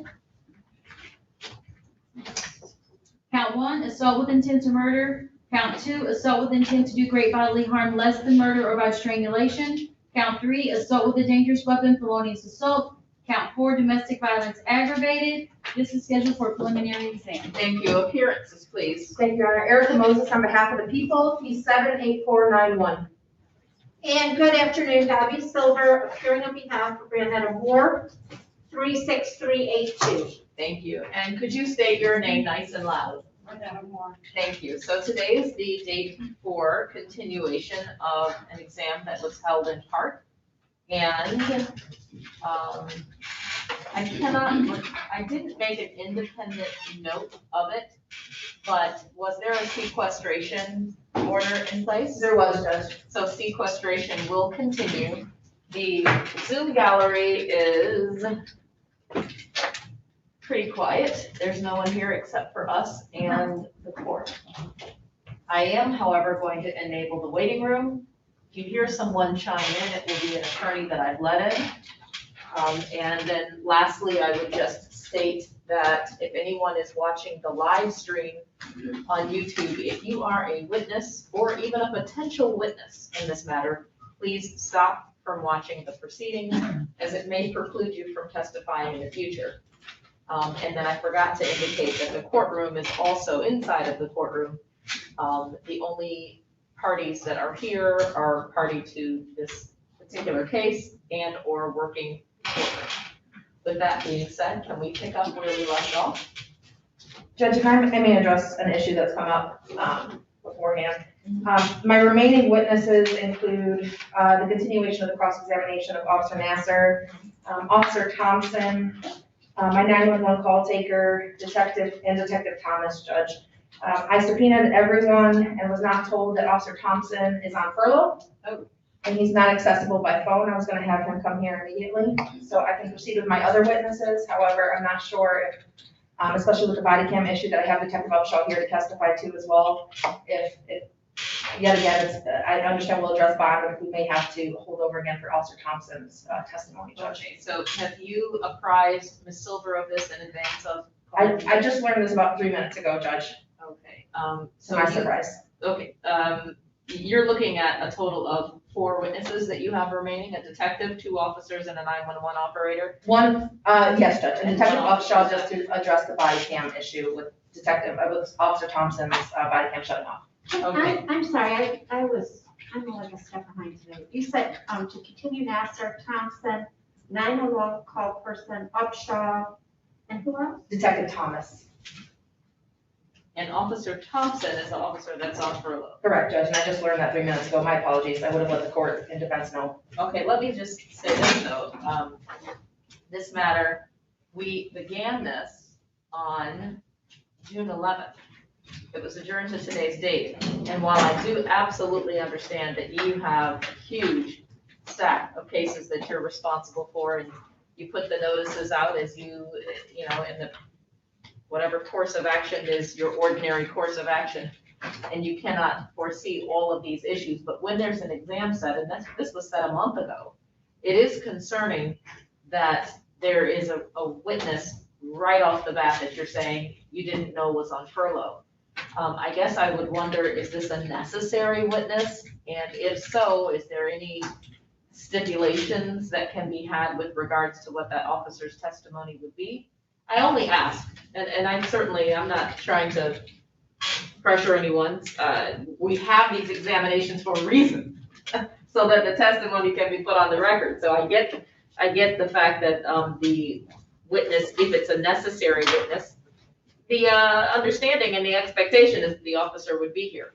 I just want to indicate, bifurcating this exam, I mean, it's really going to be a challenge. We've got Ms. Moore. She's sitting in custody. She's been sitting in custody for this matter, and well, Judge, if I'm on cross-examination, once that is complete, if I can ask a couple follow-up questions of Officer Nasser, that may be sufficient. I'm not sure if Ms. Silver want to question Officer Thompson But if I can get a couple additional questions, then I think I'd be okay without. But I know the body cam issue was something that needed to be addressed, and that unfortunately is Officer Thompson's body cam, not Officer Nasser's. Well, let's see how far we can get and to what satisfactory degree. Certainly, I'm not going to, if you feel you can clear the hurdle of probable cause without that officer, then so be it. That's you know, your strategy. I don't obviously know the intimate details of the case. But again, I would just express, without even hearing Ms. Silver's response yet, I would just stress that this court is a little frustrated when we come here for an exam date that has been adjourned for the balance of the exam a month ago. And I definitely have no inference that I'm trying to make that you knew about this and didn't share this. Even though it's just coming into your knowledge base, it's concerning. I agree, Because when we set, especially an exam that's held in part, there's a heightened level of pressure to keep this moving. And then what's another pinpoint on top of that is that the defendant's in custody. I agree. And just for the record, Judge, Officer Thompson was here last time. I informed him of the date and the time. I've been in touch with Detective Upshaw extensively, that's my OIC. He knew of the date. I sent the subpoenas out specifically to Officer Thompson's email address, and we are here today, Judge. So it's not for lack of trying, honestly, I had no explanation other than I was not informed. Okay. Ms. Silver, did you want to respond? It's pretty ridiculous that he wouldn't have told her that day of his furlough date, since he knew, I'm sure he knew. I mean, these officers know their furlough dates well in advance. So for all of those officers to have not told this prosecutor, I think it's ridiculous. I'm frustrated over it, and then one step further, you already addressed what I would have probably suggested that would be a remedy. But you've already indicated that Officer Thompson cannot, and would not be available via telephone or even Zoom. Now, you know, it just seems as though there's some roadblocks that are being put up from us progressing. Judge, if I may, Officer Nasser made the two phone calls to him. If I can step out one more time and see if we can reach him by telephone, perhaps he could do by Zoom. Well, yeah. Well, I want us to keep moving though. I want us to perhaps when, if you have to go out to get the officer and just tell him while you're doing that, I don't want us to sit here and wait and find out what the response is. But in the meantime, if he could make some inroads in that regard, that'd be great. I'll have Detective Upshaw do that. An individual in custody waiting to wrap up her exam. I understand it. All right. So if there are questions that Ms. Moses wants to ask Officer Nasser that is different than what she's already asked and something that I haven't gone into in cross, she should ask those now so that I can then cross him if I need to on those. I think that's appropriate too. And I believe I asked the questions. I don't recall Mr. Officer Nasser's answers, excuse me. I was anticipating Officer Thompson be able to clear all that up. So they're similar questions to what I've already previously asked, Judge. I think I'm gonna agree with Madam Defense here. If you feel as though there are some things that you wanna bring home, please ask it before you pass. That's fine. The witness. Yes, ma'am. Well, the witness has already been passed. Oh, the witness is already, we're in the middle of cross? Yes, and this is the problem, we should have ordered a transcript. We should have remembered to do that. I had cross-examined him, and I think I was done, but I wanted to impeach him with the first 14 minutes of his body-worn camera video. Mm-hmm. So I don't know how you want to do that. I don't know how to, I'm gonna be honest, I don't know how to play an exhibit here. I have not a clue. I have it on a USB. It's on a USB. I brought it on disc as well with my CD player. You said you know how to? No, I made a disc of them for Ms. Silver to play on the laptop, but I don't know if that's better or worse. I think, well, if it's the body cam, and I'm assuming you have it, is it something you could use share screen to? If somebody were to direct me how to do share screen, absolutely. I can't, I'm not the one, I'm going to enable the share screen. Okay. I think it's as simple as that. But, okay, so since the witness has already been passed, why don't we pick up then where the witness or naturally would be, you're still doing your cross-examination. Well, I would ask that she, unless I can cross him again after she does her, because it sounds like I don't know. I really have no idea, but it sounds like maybe she wants to go into some new areas that I did not bring, maybe I did bring her across, I don't know. But it would seem that if she's trying to get somewhere with this officer so that we don't need Thompson, then it could be a new area that I would then need to cross on. Okay, so would you have any objection to her, for that limited purpose, doing a direct and then flipping back over to your cross? That's fine. Okay, let's do that then, and if you could ask the officer in the meanwhile to just see about Officer Thompson's virtual presence. Yes, ma'am, thank you. Thank you.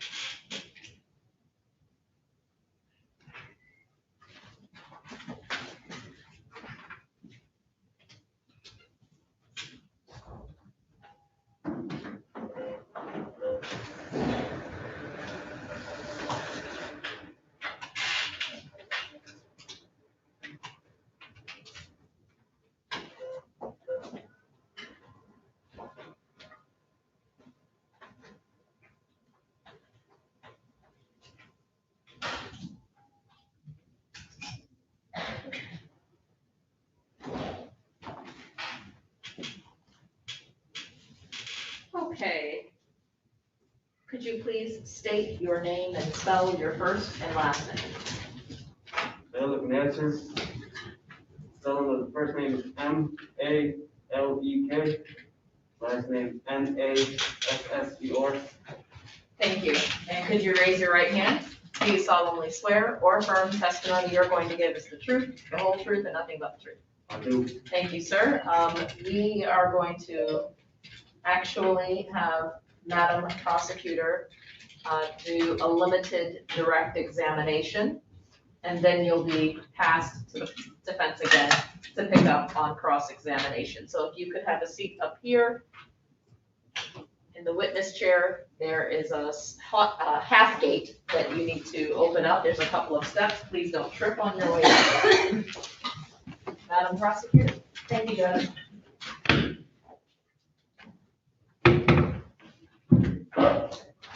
Officer Mansur, last time we were here, I asked you a series of questions. I'm not going to go into all of that.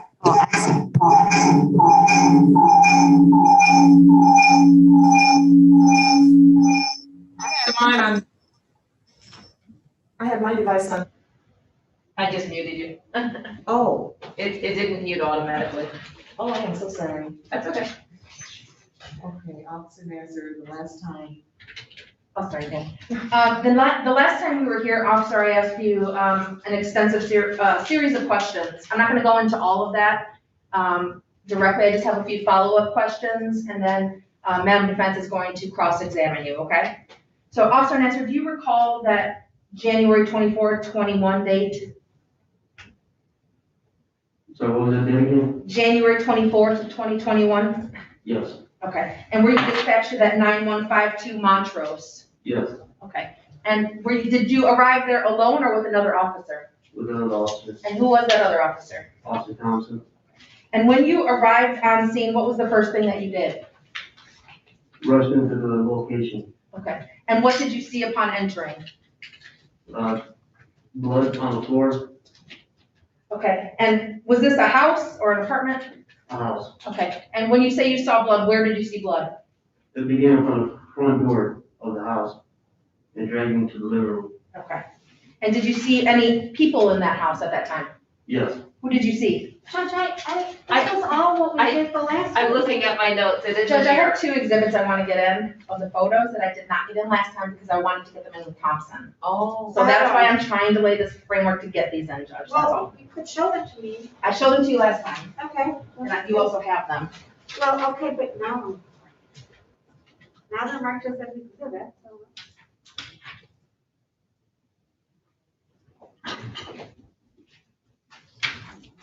I don't have any objection to Okay, so her that's, asking the officer if he can identify them. okay, all right. Please proceed. At some point while you were in the home, do you recall photos being taken? My evidence there. Okay. May I approach the witness, Judge? What your response was, and I only asked this for the sake of Madam Court Reporter, she has to take down every single word. And I heard you, but I just want to make sure she heard you. He said, my evidence text, right? You said my evidence tech did, right? The question was, did you take photos? And you said my evidence tech did? No, Judge, I asked if he recalls if photos were taken. And your response was? Evidence there, yes. My evidence. Okay. May I approach the witness, Judge? Yes. Officer Nasser, I'm showing you what's been marked as people's proposed exhibits 1 and 2. Do you recognize what those are? Yes. What are those? One picture is of the sword, and the other one is of the blood. Okay, and is it exhibit 1 that has blood, as you said? Yes. Okay, and where was that photo taken? That's near the section in the living room. Okay, do you recall seeing an individual by the name of Mr. Joyner in that location? Yes. Okay, and you indicated last time that you were treating him on scene, is that correct? Yes. What were you treating him for? To render aid. Okay, for what kind of injury? A GSW injury. Okay, what does that mean? See, there's, I don't know what, I didn't hear what the Okay, letters sorry. you said. This is stabbing. Okay, What letters can you did repeat the say? letters, please? The letters. GSW. Okay. And is picture 1, marked exhibit 1, a fair and accurate representation of what that scene looked like the day of the offense? Yes. Okay, you're gonna ask for admission of people's exhibit 1. Any objection? I have no objection, Judge. Will be admitted as people's one. And at some point, was a weapon located in the home, a suspected weapon related to this offense? Yes. Okay, was that found by you or someone else? At first it was found by someone else. Okay, did you subsequently see that weapon in the home? Yes. And where did you see that weapon? In the kitchen. Okay, and where was it located in the kitchen? Near the dining table. Okay, was it on something or what, or on the floor? No, on the floor. Okay, is that picture that's marked people's proposed exhibit a fair and accurate representation of what was found on the floor? Yes. Okay, what is that? That's a sword. Okay, do any observations of the sword at that time, if you can recall? All I can recall is it was on the floor. Okay, all right. You're gonna ask for admission of people's proposed exhibit 2. Any objection? No objection. Will be admitted as people's two. And you indicated that you were on scene for a stabbing, is that correct? Correct. Did you see any kind of injury on the male individual identified as Mr. Joyner? Judge, we've already done all this. Now we're back to the stuff we've already done. Was there some reason you were trying to lay a foundation in that regard? Judge, I'm trying to clarify the nature of the injury in this case. I'm not sure if that was established at last testimony, which I was going to get in through Officer Thompson. So I just want. It was established. It was, but the purpose I was allowing Madam Prosecutor to proceed was to make sure she was making certain points that she felt she needed to cover. I'll allow it. Thank you, Judge. Do you recall seeing the injury on Mr. Joyner? Yes. Okay, where was that injury located? Behind his head, near the neck area. Okay, did you see what that injury looked like? Could not due to the blood. Okay, and when you say the blood, where was that blood located at that time? Under the individual. Okay, and was Mr. Joyner conscious and talking with you? No. Okay, and at any point was Mr. Joyner, did he gain consciousness while you were on scene? We were attempting to bring him back to consciousness. Okay, that's not what I asked. I said at some point, did he actually regain consciousness? Yes. Okay, and did he say anything to you? No. Okay. At some point, were you able to get Mr. Joyner to walk? No. Okay, and what happened next? Did somebody else come in, strike that question, Judge, I'm sorry. Did somebody else come in to render additional aid at that time? Yes. Okay, and who was that? And EMS. Okay. And to your knowledge, was Mr. Joyner subsequently taken to the hospital? Yes. One moment, Judge, I'm sorry.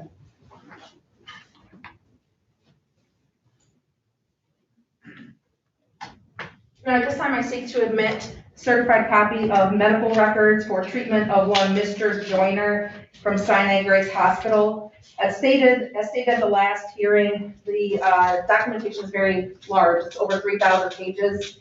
I did indicate to Your Honor and Ms. Over that I planned on admitting just a few pages of that, which would be the certification page 1 of 3,403, page 9 of 3,403, and page 10 and 11, Judge. I would ask this pursuant to 76611B as well as a certified medical record, Judge, as a business record. I don't have any objections to that. I also thought we did that last time before the exam started. We did not, because I didn't make a notation, and I'm usually pretty thorough with making notations once something's been admitted. So just as a matter of safekeeping, we might have discussed it. I am going to admit, and you said there was a total of 4 pages. I only wrote down 9, 10, and 11. What was the first page number? Page 1, Your Honor. Page 1. That will be admitted as, and how do you have that marked? I have it marked as People's Exhibit 3, Judge. Okay. And I'd ask for admission and publication to the court, along with Exhibits 1 and 2, Judge. So ordered. Thank you. And I have no further questions of this witness. Okay. We can pick May I back up approach with him? cross-examination. Yes. You can. Yeah, sure.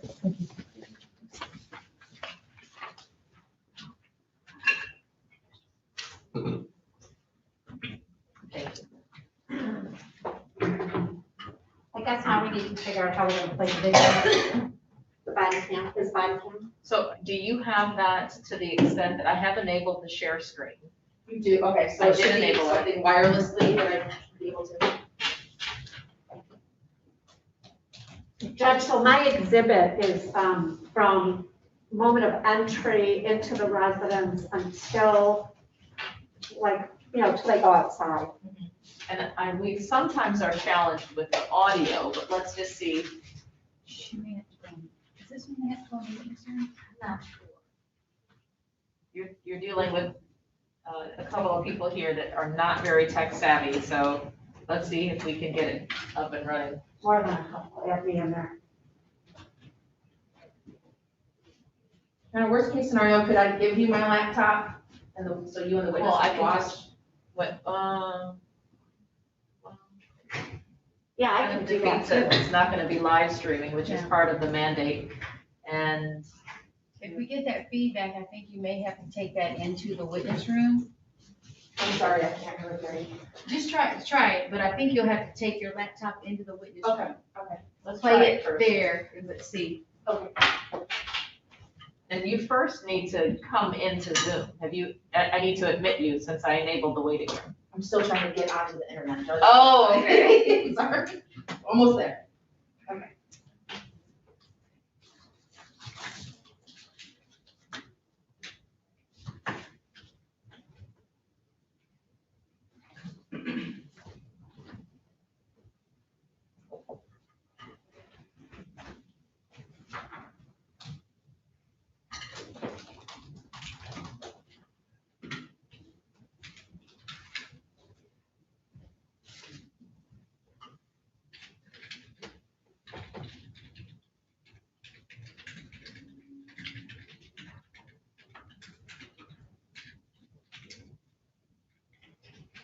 Okay.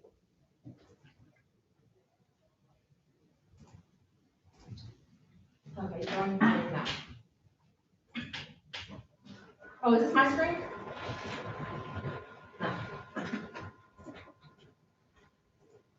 That is interesting. She was able to get into. Are you in the Zoom gallery? Yes. That's so interesting. I don't see you here. Oh, there you go. So if someone can walk me how to do the share screen, I have to just. I think you just have. Can't be me, I have not a clue. I'm sorry, I know, sorry. Okay. Green screen share, the share screen. The problem is I'll have to have my audio on, right? So I'm afraid there's gonna be some feedback if I do that. Yeah, I think that's why they end up going into the another room. witness Okay, all right, I'll go do that now. Okay. Ms. Owens, you just want me to play from the beginning, the master not only, right? Yeah, just till 14:50 or so. Well, so wait a second. So because she has to leave the room. And she'll come back in. I can just hit play and then I'll run out and stop it. Come back in. Okay, but so I was gonna stop it at certain parts. I mean, all of it I'm just using for impeachment, so I guess we can just play it straight through. Okay. Are you stipulating to its admission or is it? Okay, so we're stipulating to its admission. And that would be marked as what? I've got it marked as Defendant's Exhibit A on a thumb drive, which is the portion that I wanted to play. Okay. Okay, she's out. I'll wait till she gets back. Oh, she's still here.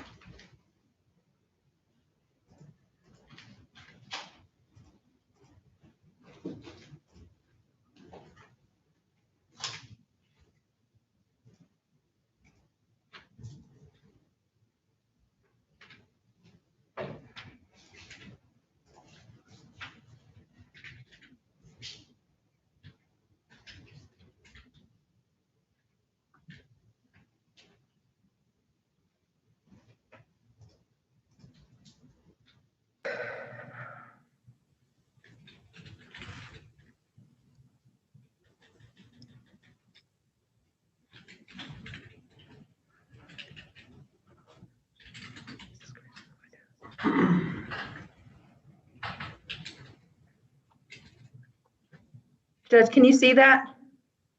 Yes. Your Honor, can you see the screen? Yes. Ms. Silver, are you ready for me to play it? Yes, ma'am, thank you.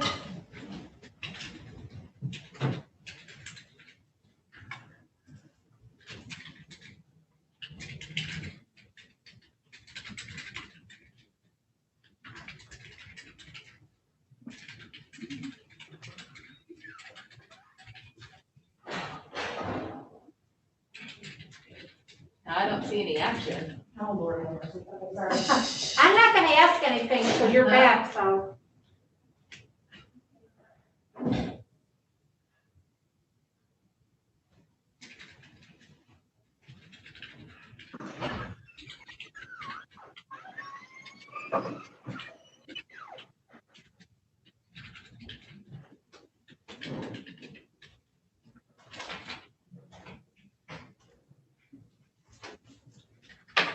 So it says I'm screen sharing, but you can't see the screen. I can see your documents Okay. or your file. I can see the Yeah, but it's not files. playing. Yeah. Okay.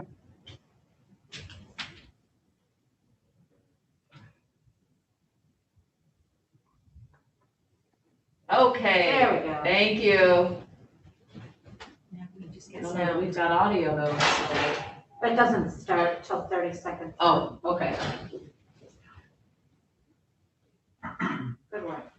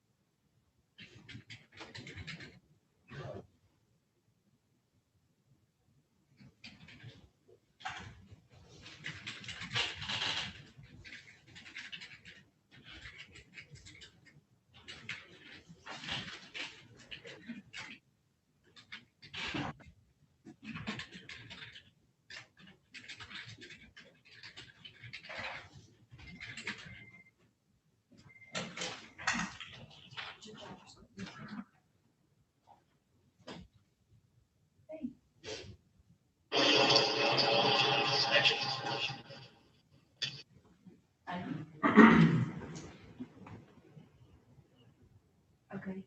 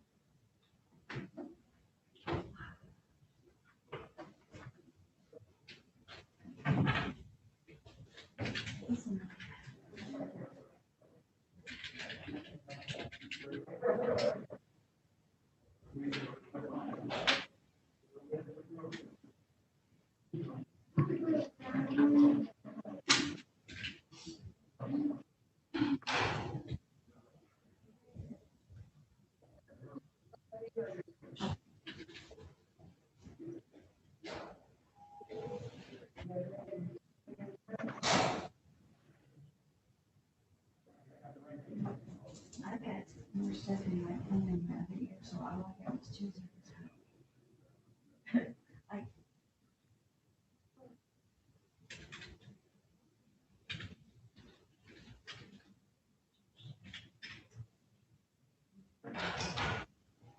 That's okay. She's not gonna go out and do the Did you just rewind it? We were trying. She did, the sound wasn't working because I could hear it loudly from my computer. Oh. So I rewound it to try and catch that. I don't know that that helped.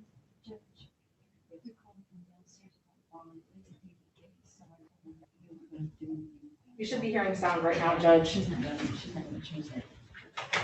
I'm not sure how to remedy that because my laptop is on 100 and so is the video player. It sounds essential, because I don't Yes, know what. 100%. Can I just bring in the laptop, Your Honor? Yeah, and then I guess we could just huddle around you. I think it starts like right when, yeah, we should. As he's reaching for the car handle, that's when the sound kicks on. Yeah, we should be hearing sound right now. Tammy, yes, I don't want to alter that. They wanted this personal. I told him no. Yeah, thank you. It's a DBK, so. So we can all just huddle around her computer, I guess. Has Ms. Moore seen it? No. She can come around too. Actually, I tried to have a visit with Ms. Moore yesterday. I had a visit set up with 3 clients. And I sat on my Zoom waiting and waiting and waiting. And nobody ever came. And today they said it's because they were understaffed. Oh, wow. So they never told us. They just. Well, I was going to suggest that maybe we have it at your desk if Ms. Moore can come around if she hasn't seen it. Sure. And I don't know when was the last time you saw it, but if you're going to be asked questions on this Officer Nasser, you should come around too. I don't have any questions to ask him about. Okay. Oh, you don't? We've already asked the question. Okay, well, you have no more follow-up questions for him? Okay. No? I don't think so, Judge. It's just impeachment of what he's already testified to. Okay.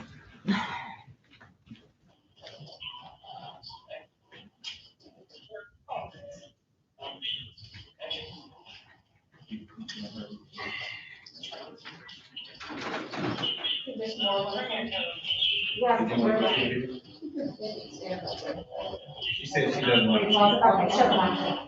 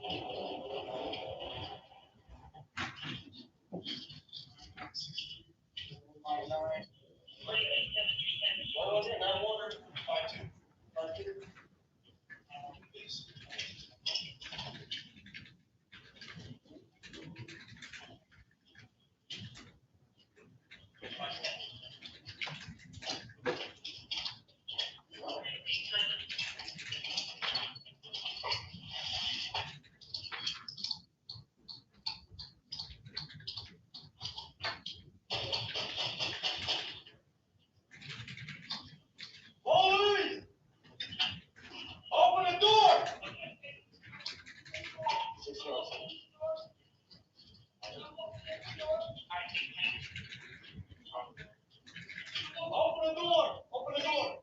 Open the door! Open the door!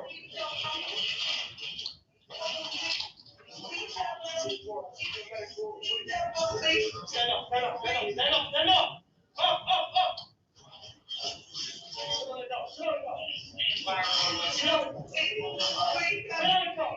Hey! Hey! Stay away! Stay away! Repeat question.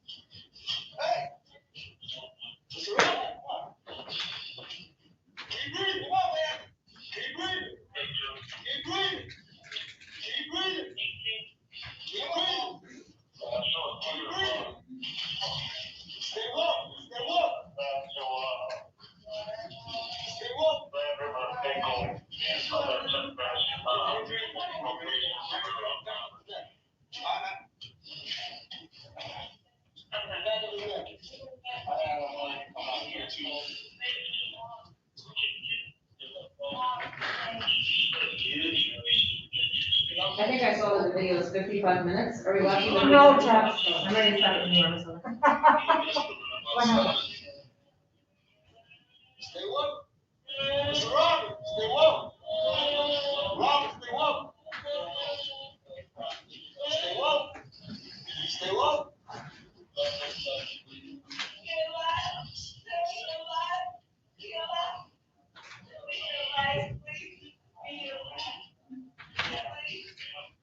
Stand up. Mr. Robert, stay awake. Stay awake. Stay awake. Stay awake. All right.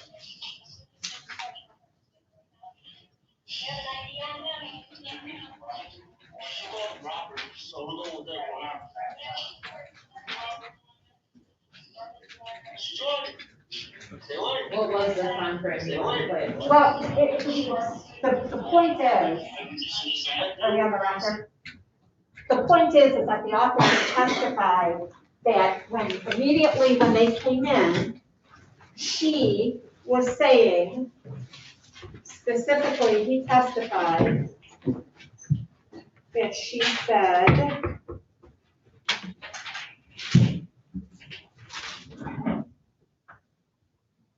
I didn't mean to do it, and that they had a minor argument. And he didn't put that in his report, and I impeached him with the report, and I wanted to use the video to impeach him with the video because it's clear from the video that's not what's going on at all. She never says those things.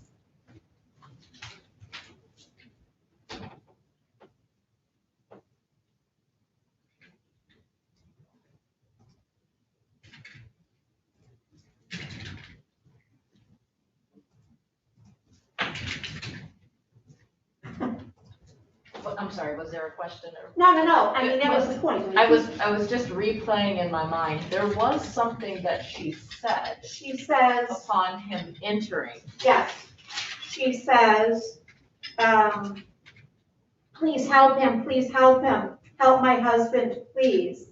Please help him, don't let him die. And he and the other officer, you know, there's that music playing, which he said there was no music playing.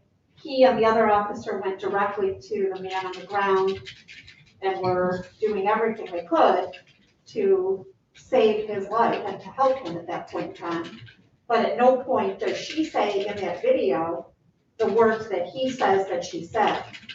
So there's about 15 minutes of video before this officer takes her outside, puts her into his police car, and then begins to question her without Miranda. But during that time period where he says she made these admissions, I would guess, it's clear that she doesn't. Did you want to, and I understand. Okay, so, and we can play the other, I think it's about 8 minutes, but it's just, I mean, that was the point of playing the video, for impeachment of this officer's testimony. Okay. And was there any further need for any defense questions? If not, I would ask, Madam Prosecutor, did you wish to redirect Officer Nasser? No, Judge. Okay, thank you, Officer Nasser. You may exit the courtroom. May Officer Nasser be excused from this subpoena? Yes.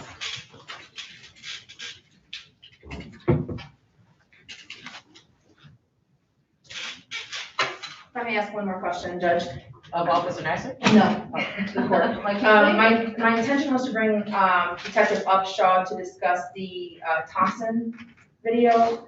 As Officer Thompson will not be testifying today, I don't know if we want to address that now or if that's something at trial that, if potentially trial, we would bring up then. Well, let me ask, was there an inquiry made as to whether or not Officer Thompson could be made available via Zoom? There was, and he conveniently has his phone off now. So, yes. Okay. So yes, let's address, I mean, what's the question again? Well, the issue is the last time we were here, Officer Thompson was going to testify. I raised an issue regarding his missing body cam video. If he's not testifying today, Ms. Moses is correct, I can file a motion in the circuit court. The issue is brought before the court, we all know it's there, I can file a motion later. Okay, so please proceed. With that being said, Your Honor, people call Detective Thomas. Okay.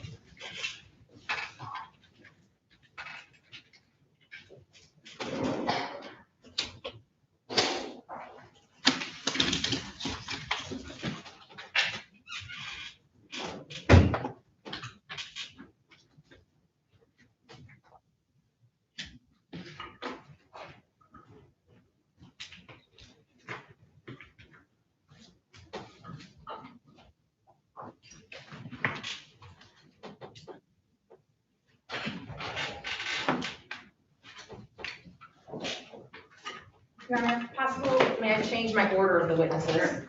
I'd like to call my 911 operator, please. Okay. I stipulate to the 911 call, Judge. Oh, that makes it convenient. Yes. Oh, okay. Did you want to put a proper proof on? Yes, I see that, Judge. The people had marked as proposed exhibit number 4, the 911 call from defendant in this case to Detroit Police Department. It's approximately 18 minutes long. I wasn't planning on playing the whole 911 call, Judge, just the first 2 minutes of. But if Madam Defense is stipulating to playing, that's what it entails. You can hear defendant as well as the 911 operator, Judge. Okay. And it's marked as an exhibit? It is, Judge. And marked as? People's Exhibit 4, Your Honor. Okay, that will be admitted based on Madam Defense's lack of objection to that. That will be admitted as People's Exhibit number 4. Thank you, Judge. May I step away for just a moment to let her know? Sure.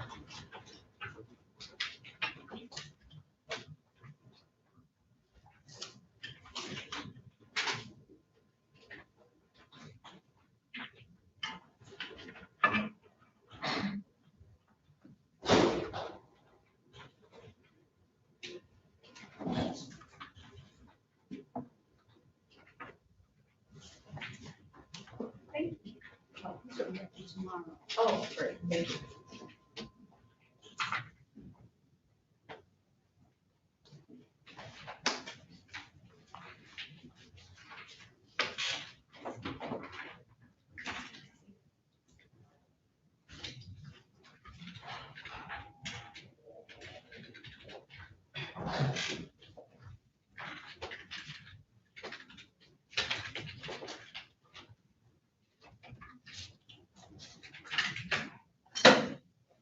Sorry for the chaos, Judge, I'm trying best I can.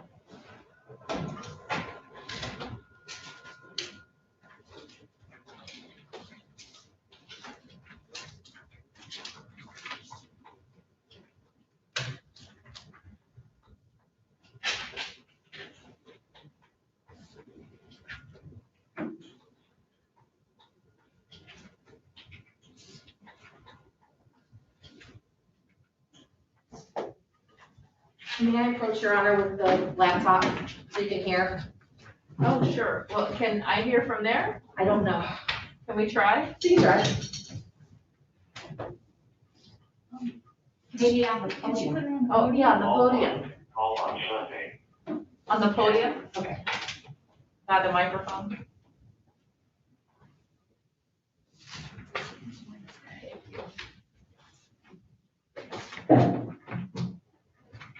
Sorry, 2021, 6:29 and 32 seconds a.m.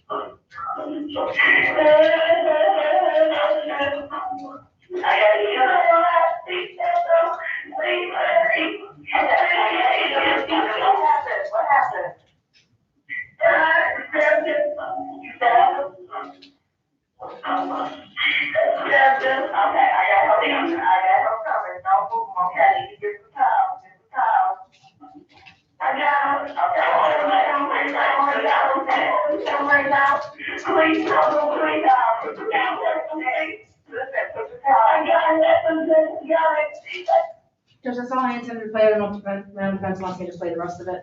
No, that's good. Okay. Thank you. Your Honor, I'm not sure if you want me to present this to the court as well. No. To this, okay. Your Honor, my last witness may be Detective Thomas. After a brief conversation with him, I'll determine if I'm going to use him at all. Okay.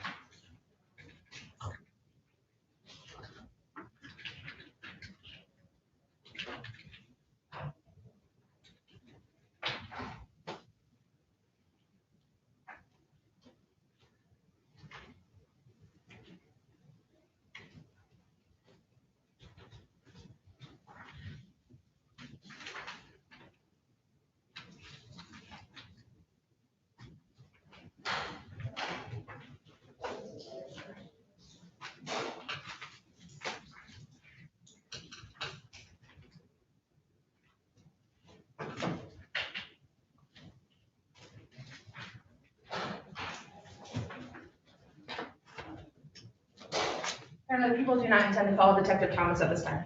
Okay, does the prosecution rest? The prosecution rests. Madam Defense? Yes, I'd like to call Detective Upshaw. I can go get him in one moment, Judge.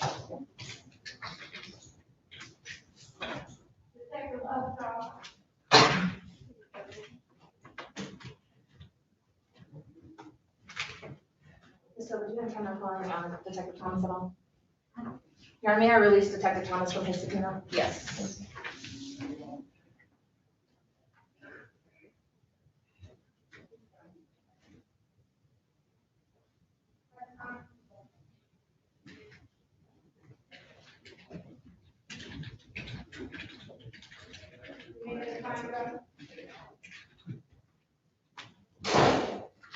Good afternoon. Could you please state your full name and spell your first and last name? Donald Upshaw, DONALD, UPSHAW. Thank you. Please raise your right hand. Do you solemnly swear or affirm testimony you're going to give is the truth, the whole truth, and nothing but the truth? I do. Thank you. You can have a seat here.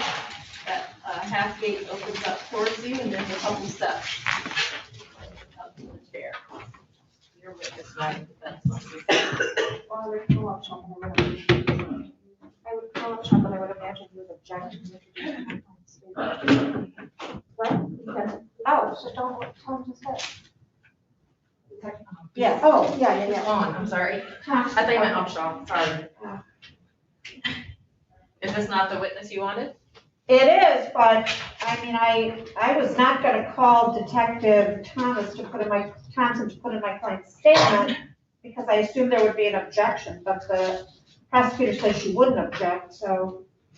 He has already left, Judge. One of my Can't be colleagues. that far. No, but I didn't run after him. Call. Yes, could you please? That was remedy the situation.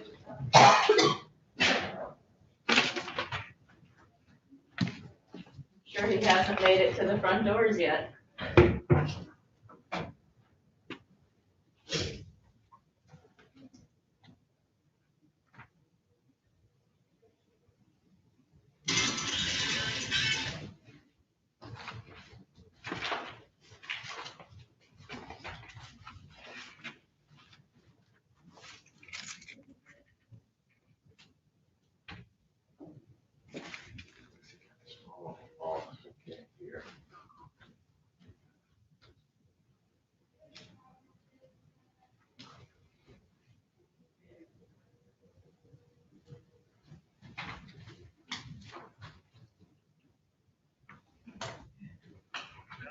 Eddie, can you come back, CD? Please. Thank you. You didn't hear that, did you? No, I'll say no. Okay. We'll say no. Okay. He's on his way back. Okay, thank you so much.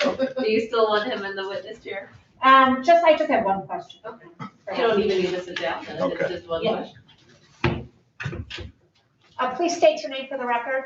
Donald Upshaw?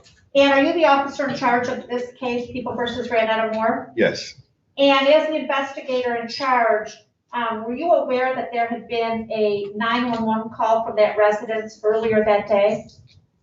I believe so, yes. And that was a call that was initiated by Ms. Moore, is that correct? I believe so. I don't have anything further. Do you have any questions for? No, Judge, thank you. Thank you. Detective Thomas is back. Oh, yes. Get very far up.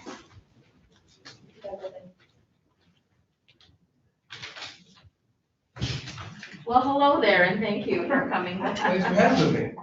I was out the door. I don't know. No, you weren't. You were back at the bed. Please state your full name and spell your first and last name for Madam Court Reporter.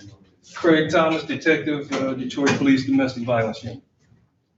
Thank you. Please raise your right hand. Do you solemnly swear or affirm testimony you're going to give is the truth, I the whole do. truth, and nothing but the truth? Yes, ma'am. Thank you. Please, if you could come up this way, watch your step when you come up to sit down. My defense, your witness. Yes, thank you. Detective Thomas, can you state your full name for the court record, please? Craig Thomas. And how are you employed, sir? I'm a detective for the City of Detroit Police Department. On January 24th, 2021, did you go to Detroit Receiving Hospital?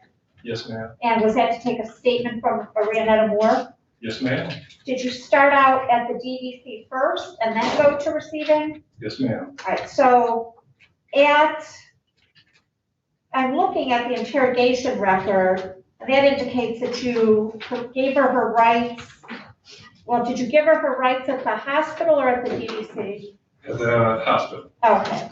And did you take a statement from her? I did, And was that recorded in any way?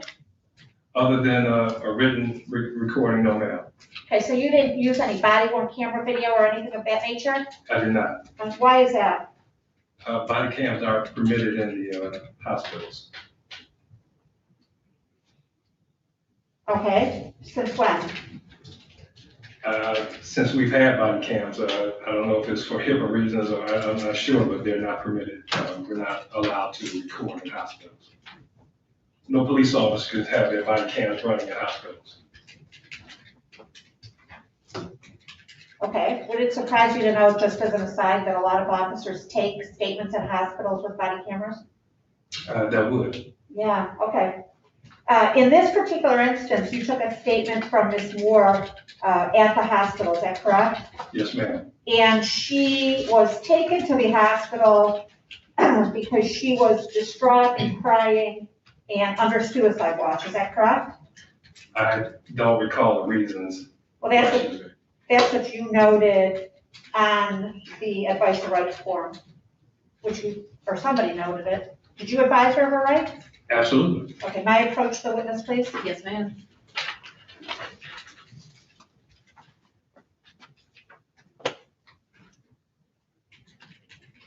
I did put that she was distraught, but I don't know if that was the reasons why she was at, I don't know the reasons why she was at the DDC. Oh, I see, but those are the notations that you make, that's Yes, correct? ma'am. Crying, distraught, and suicide. Yes, ma'am. Okay. And you took a statement from her at the hospital, correct? Yes, ma'am. While she was in the emergency room, is that right? She was in one of the units, not in the emergency room itself. Okay, what kind of unit was she in? A unit where they keep the prisoners until they're seen by the medical staff. And did Ms. Moore advise you that Mr. Joyner wouldn't let her out of the house and that she finally got out and went to the store? Did she tell you that? She said something of that nature, but I would have to refer to the actual, I would have to see the statement again. May I approach the witness again, Your Honor?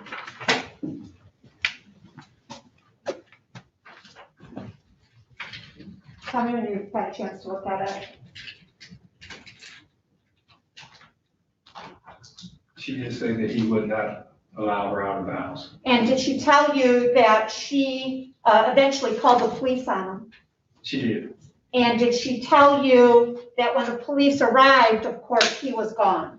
She did. And did she tell you that he was bothering her, for lack of a better word, and that she went down to the basement to get away from him? She did. Did she tell you that he came down the basement and began grabbing at her? She did. And then, of course, she told you that she didn't remember what happened next, but she was holding a towel on his neck. Is that what she told you? She said she could not remember what happened and she was holding the towel. Okay, but what preceded her holding the towel was what you just described, and what she described to you. Is that correct? Yes, ma'am.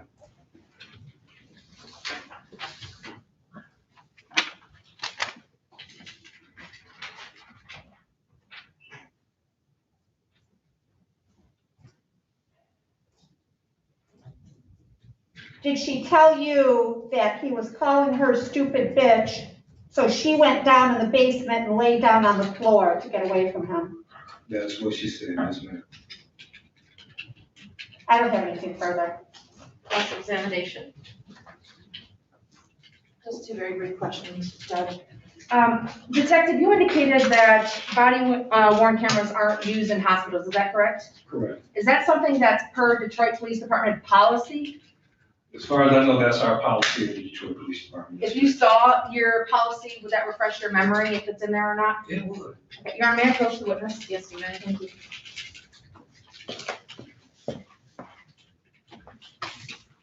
Detective, I've handed you a document. What is that document? This is Detroit Police Department body worn cameras policy, 304.6. And to your, 304.7. thank you. And to your knowledge, is that the most current policy? To my knowledge, yes, ma'am. Okay, can you please take a look at that and then let me know when you're done?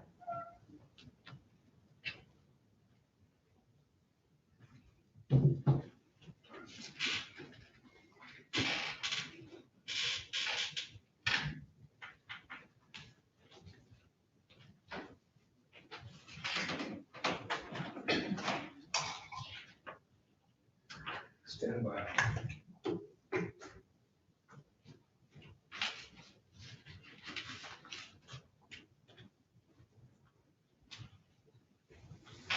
Judge, I'll stipulate that it's part of their policy. I don't have an issue with that. Oh, that's fine. Thank you, Alright, Judge. thank you. May I approach the witness? Yes. Detective, you took a lot of statements from Ms. Moore. Is that fair to say? I just wrote down what she said at the time. Okay. And while talking with her, did she indicate at any point that Mr. Joyner was assaulting her? Other than her saying that he grabbed her, no, ma'am. Did she indicate at any point in time that she felt she had the need to defend herself? She did not. Okay. Did she indicate at any point in time what bothering her meant? She did not. At any point in time, did she indicate grabbing any kind of weapon in her conversation with Mr. Joyner? Not that I recall, no, ma'am. I don't know if that question. Any follow-up? No, Your Honor. Thank you. Thank you.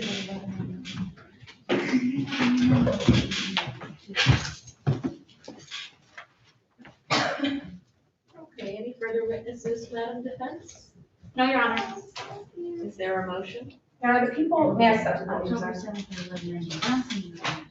Your Honor, the people moved to bind over as charged on all counts. I believe based on the testimony of Officer Nasser and Detective Upshaw and Detective Thomas, that there's sufficient evidence for probable cause purposes, Judge. Assault with intent to murder requires that the defendant try to physically injure another person, that the defendant committed the assault, she had the ability to cause the injury, and third, that the defendant intended to kill the person. Judge, we're dealing with an injury here to the back of the neck. And as the medical records indicate, that injury was to a carotid artery, Judge, which requires surgical intervention.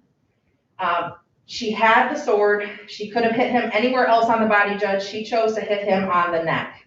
She indicated to Detective Thomas that that Mr. Joyner had been bothering her, but she did not indicate that Mr. Joyner was assaulting her, that she had to defend herself with a weapon of some sort because he was causing her or attempting to cause great bodily harm to her, Judge. She conveniently tells him that she doesn't remember what happened, but you heard the 911 call, Judge, and she blatantly said, "I stabbed him. I did it." Judge, I think for probable cause purposes, I think that's enough to show intent and to satisfy the three elements for assault with intent to murder. I think for the same reasons, I think assault with intent to do great bodily harm less than murder is also satisfied based on the testimony, Judge. And I'm not going to argue with the fact that Officer Nasser's testimony was not good. He doesn't remember a lot, Judge. It's possible that he's confusing things because, as Your Honor saw in the body-worn camera, it was a very chaotic situation. There was a lot going on, a lot of screaming from the defendant, and his primary focus at that time was Mr. Joyner on the ground and rendering aid, Judge. He was not able to articulate well the type of injury, but he indicated it was to the back of the neck and there was a whole lot of blood. And I think you can see from the photo, Judge, taken at the scene of the pool of dried blood, or I'm assuming it's dried, the pool of blood on the floor, as well as the fact that the weapon was found in close proximity to that blood. And as Officer Nasser, I believe, testified his observations initially at the last hearing, Judge, was that the sword appeared to have blood on it, to my recollection. Judge, I think if we satisfy the elements for great bodily harm, as the injury is quite significant, life-threatening, Judge, to, again, the carotid artery, and the dangerous weapon in this case being the sword, Judge. I think based on the admission of defendant at the time of the 911 call that she did it, and the fact of the severity of the injury, Judge, I believe that necessitates a bind over as charged. Thank you. Judge, I think that when you talk about an assault with intent to murder, it's almost the same thing as talking about a first degree premeditated murder. And that what it means is that the defendant has to have the same intent to murder, to kill, as somebody who's charged with first degree murder does. And in this particular case, you have to look at the scene and look at what was occurring that day. From her statement to the police, well, she's in the hospital, she's distraught, she's crying, and she's on suicide watch at that point in time. But nonetheless, earlier that day, she had called the police on him because he was keeping her, wouldn't let her leave the house, and wouldn't let her out of her own home. He kept her captive in the house. She called the police, eventually got out, eventually the police came, and she said, well, now he's gone. At some point, obviously, he returned to the home, and the arguing or whatever was going on continued. But what did she do? She went down the basement to get away from what he was doing to her. He was acting in an aggressive manner, clearly, from what the officer said that she did say. And when he followed her down the basement, continued to call her names and grabbed her. I don't know what that means. That's all the officer put down. And, I didn't ask the officer questions about the body cam because I think that he did something untoward by not recording it. But a lot of officers do report it. I think we've seen it all the time, that officers do take statements on body-worn camera in the hospitals. I've seen it a lot of times. Nonetheless, regrettably, we don't have it here. But the other thing that I hear all the time from prosecutors in murder exams particularly is look at the defendant's actions afterwards. Well, look at her actions afterwards. She called the police. Immediately after the incident occurred, she called the police. So there's absolutely nothing here. Just like in a murder case, everything kind of starts out as a second-degree murder. And there's either something that elevates it to a premeditated first-degree murder or something that maybe mitigates to take it down to something different. And here, this is obviously in the course of something going on in that home, arguing, fighting, whatever. Not the kind of situation where you're talking about somebody who's, thinking clearly and is undisturbed by hot blood. A classic murder too, or GBH, not an assault with intent to murder. So, in spite of the very serious injury, it's still not assault with intent to murder. So, for those reasons, Judge, I ask the court to deny the bind over as charged. Having heard testimony today, coupled with the testimony from the date in which this exam began, I did take copious notes, had a chance to review those notes before we started here today, as well as taking into consideration the exhibits. The determination this more that I have to make is whether or not the prosecutor has met their burden to establish by a probable cause standard only. Crimes were committed in the city of Detroit, County of Wayne, and that you probably committed those crimes. Can you stand up for me, please? So with the testimony, everything that I've taken into consideration, certainly there were some conflicting statements that Officer Nasser gave in his testimony on the first date of the exam, after having watched the body cam, that Madam Defense was able to clearly point out. However, what is not disputed is that there was an incident that was brought to the officer's attention for which a police run was made on that date of January 24th, 2021. And in response to that, 9152 Montrose and the city of Detroit, the officer Nasser, along with his partner, encountered you at that location. You opened the door and they saw Mr. Joyner on the floor with a pool of blood underneath him, with what appeared to be a wound, a stabbing wound at the neck area. And in their attempts to render aid, there were certain circumstances that followed, which included you going to the hospital and statements being taken at the hospital from, I believe that was Detective Thomas, and also taken into consideration were the medical records that had been admitted, as well as the 911 audio, which was very telling from the prosecutor's standpoint of the unsolicited remarks that you made when you were in your excited state of calling at the onset of this very tragic situation.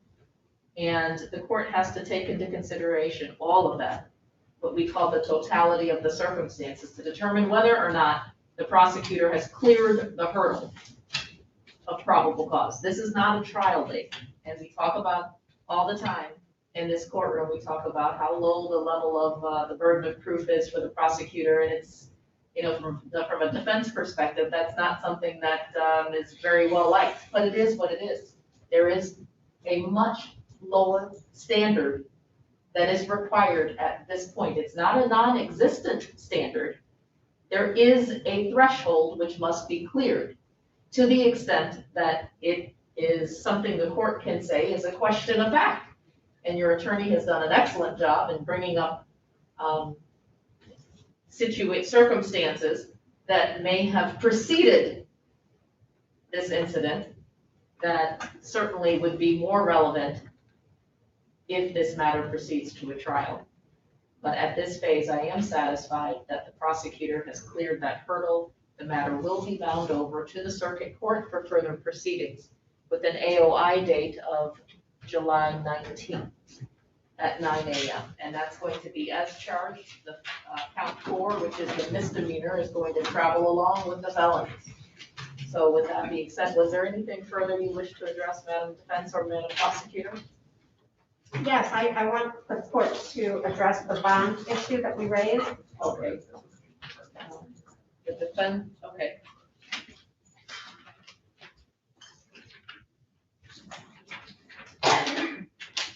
The bond is currently $1 million. $1 million cash and surety.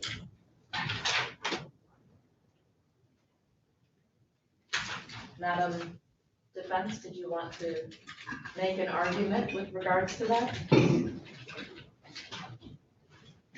Judge, there is a pretrial report done, pretrial investigation summary report that was done for June 8th, 2021. And the report indicates reducing to a personal bond with a number of conditions, pretty much a tether house arrest. And she does have a residence to go to with her son, who lives in Harrison Township. Who I've been in communication, we actually with all of her family members. She does have a history of some depression. One moment, Judge.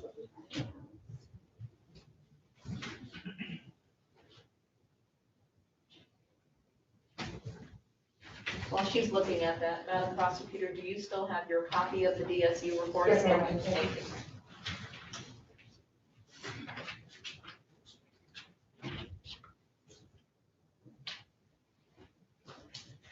Judge, she suffers from PTSD. She had lost 2 children. One died of SIDS when the child was 6 weeks old. Her oldest son, who was 21, was murdered in 2018. Since that time, she's been undergoing treatment for PTSD. She's not getting any kind of treatment in the jail setting that she needs. And although we did do a referral for competency, and she was found competent, my fear is that she continues in jail for probably a year and a half before we can get to a trial date. Then there's going to be some decompensation in terms of her mental health. So while I do understand the very serious nature of the allegations in this particular case, it doesn't appear, she has no record. It looks like there was a civil failure to appear. I'm not sure what that is, out of Taylor from 2011. But I think that under these circumstances, a bond would be appropriate, and I think there are conditions that can ensure the safety of the community if that's a concern for the court, although that does not really appear to be an issue, would be my guess, based on what we know about this case and what we know about from this referral. Madam Prosecutor. Your Honor, in addition to the severity of the charges here, I would have loved to have Mr. Joyner here to testify. I can't because he's currently nonverbal and he's being cared for 24/7 by his aunt. So he's not able to testify, he's not able to make decisions for himself at this point, Judge. I think in light of the charge and the outcome, I think, and particularly the fact that a sword was used, I think that alone is enough to justify a high bond, Judge. Whether or not you deviate from that bond to something lesser than with a tether, I certainly don't think a personal bond at this juncture is appropriate, Judge. Furthermore, after speaking with the victim's family members, defendant has sent a letter to them as well as made some text messages prior to her incarceration, I believe, that are being sent to me. A letter was sent from the jail to the family. The family is very upset. The family is very fearful of Ms. Moore, and not only fearful for Mr. Joyner and his likely outcome medically, but also their own safety if Ms. Moore gets out. I don't have them here to testify. If defense wants to make a motion later on, I can certainly have them here to talk about the type of contact that Ms. Moore has had with them and the nature of that contact. I can't speak to that directly, but I think, Judge, based on the bind over, based on the facts of the case, I think the bond should stay as is, Judge. Thank you. Well, I guess I don't understand that. I mean, that she had contact with the family, and so what? What did she say? I'm gonna get you when I get out? I mean, there's nothing in this woman's history that would reflect that that's the kind of behavior that she engages in. And I don't know how in the world there could have been text messages before she got arrested. We saw her get arrested and taken to jail right then and there and then to the hospital. So I don't know when there could have been text messages, but you know, it's clear that this is, you know, okay, and a sword was used. So it's not like she went out and procured a gun. It looks like the sword is some kind of decorative object that was in the house that she grabbed when she was being grabbed by him. So I think a bond is appropriate in this case. Judge, if I may speak, I misspoke, Judge. The text messages came shortly before this offense, and I can't say directly because they're not here, but to the effect of, he's going to die, is what the aunt has told me and the mother has told me. So based on that, Judge, and it's a sword, I don't care if it's decorative, I don't care if it's sitting against the wall, it's sharp enough to cut a carotid artery, Judge, it caused that much damage. That being said, Judge, I asked for a high bond, Judge. Thank you. Well, if there are text messages where she made threats like that, those certainly should have been provided. I don't have them, Judge. As soon as I get them, I've been made aware of them, I will give them to Ms. Silver. Thank you. So I was quite shocked when I saw the recommendation that we all, I think we touched upon earlier in proceedings, but didn't, we were going to, I wanted to hold that decision with regards to amending the bond in abeyance after the exam was held. But again, I'm still shocked that an offense is as serious as this, wherein the bond, regardless of where the bond was set, in this case, it was $1 million, but for there to be a recommendation to a personal bond, notwithstanding the fact that the complaining, or the defendant rather, was the person that notified made the 911 call. I guess also taken into consideration were Ms. Moore's community and family ties and the fact that she does not have a criminal history. But that has to be balanced against what is a very, very serious situation that you find yourself in, Ms. Moore, with not just one felony, but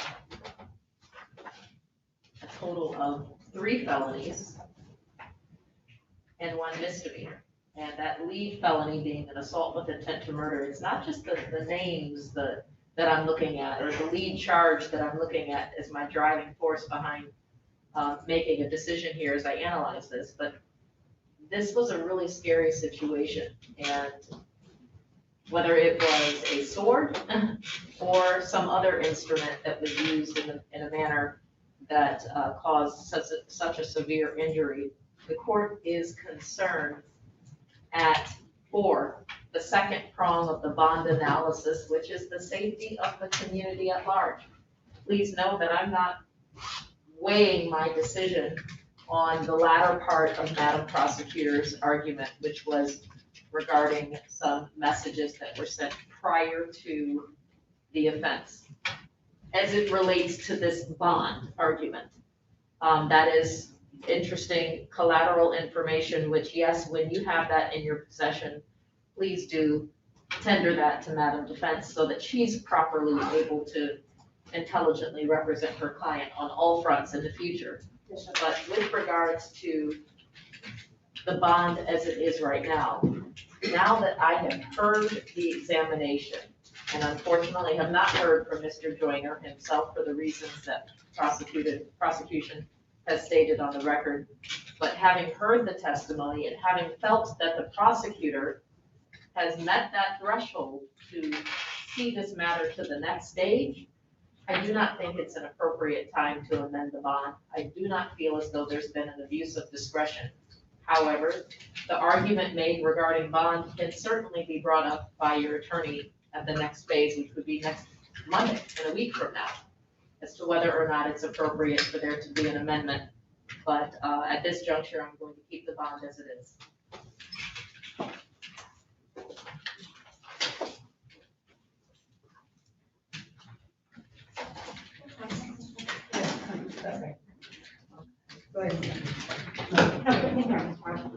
Madam Prosecutor, there's exhibits up here that Madam Clerk can hand to you. Thank you.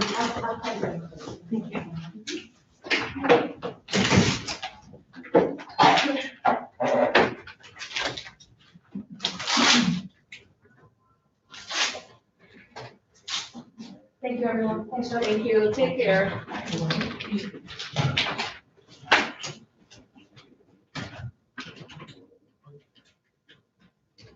Okay, we made it through Monday.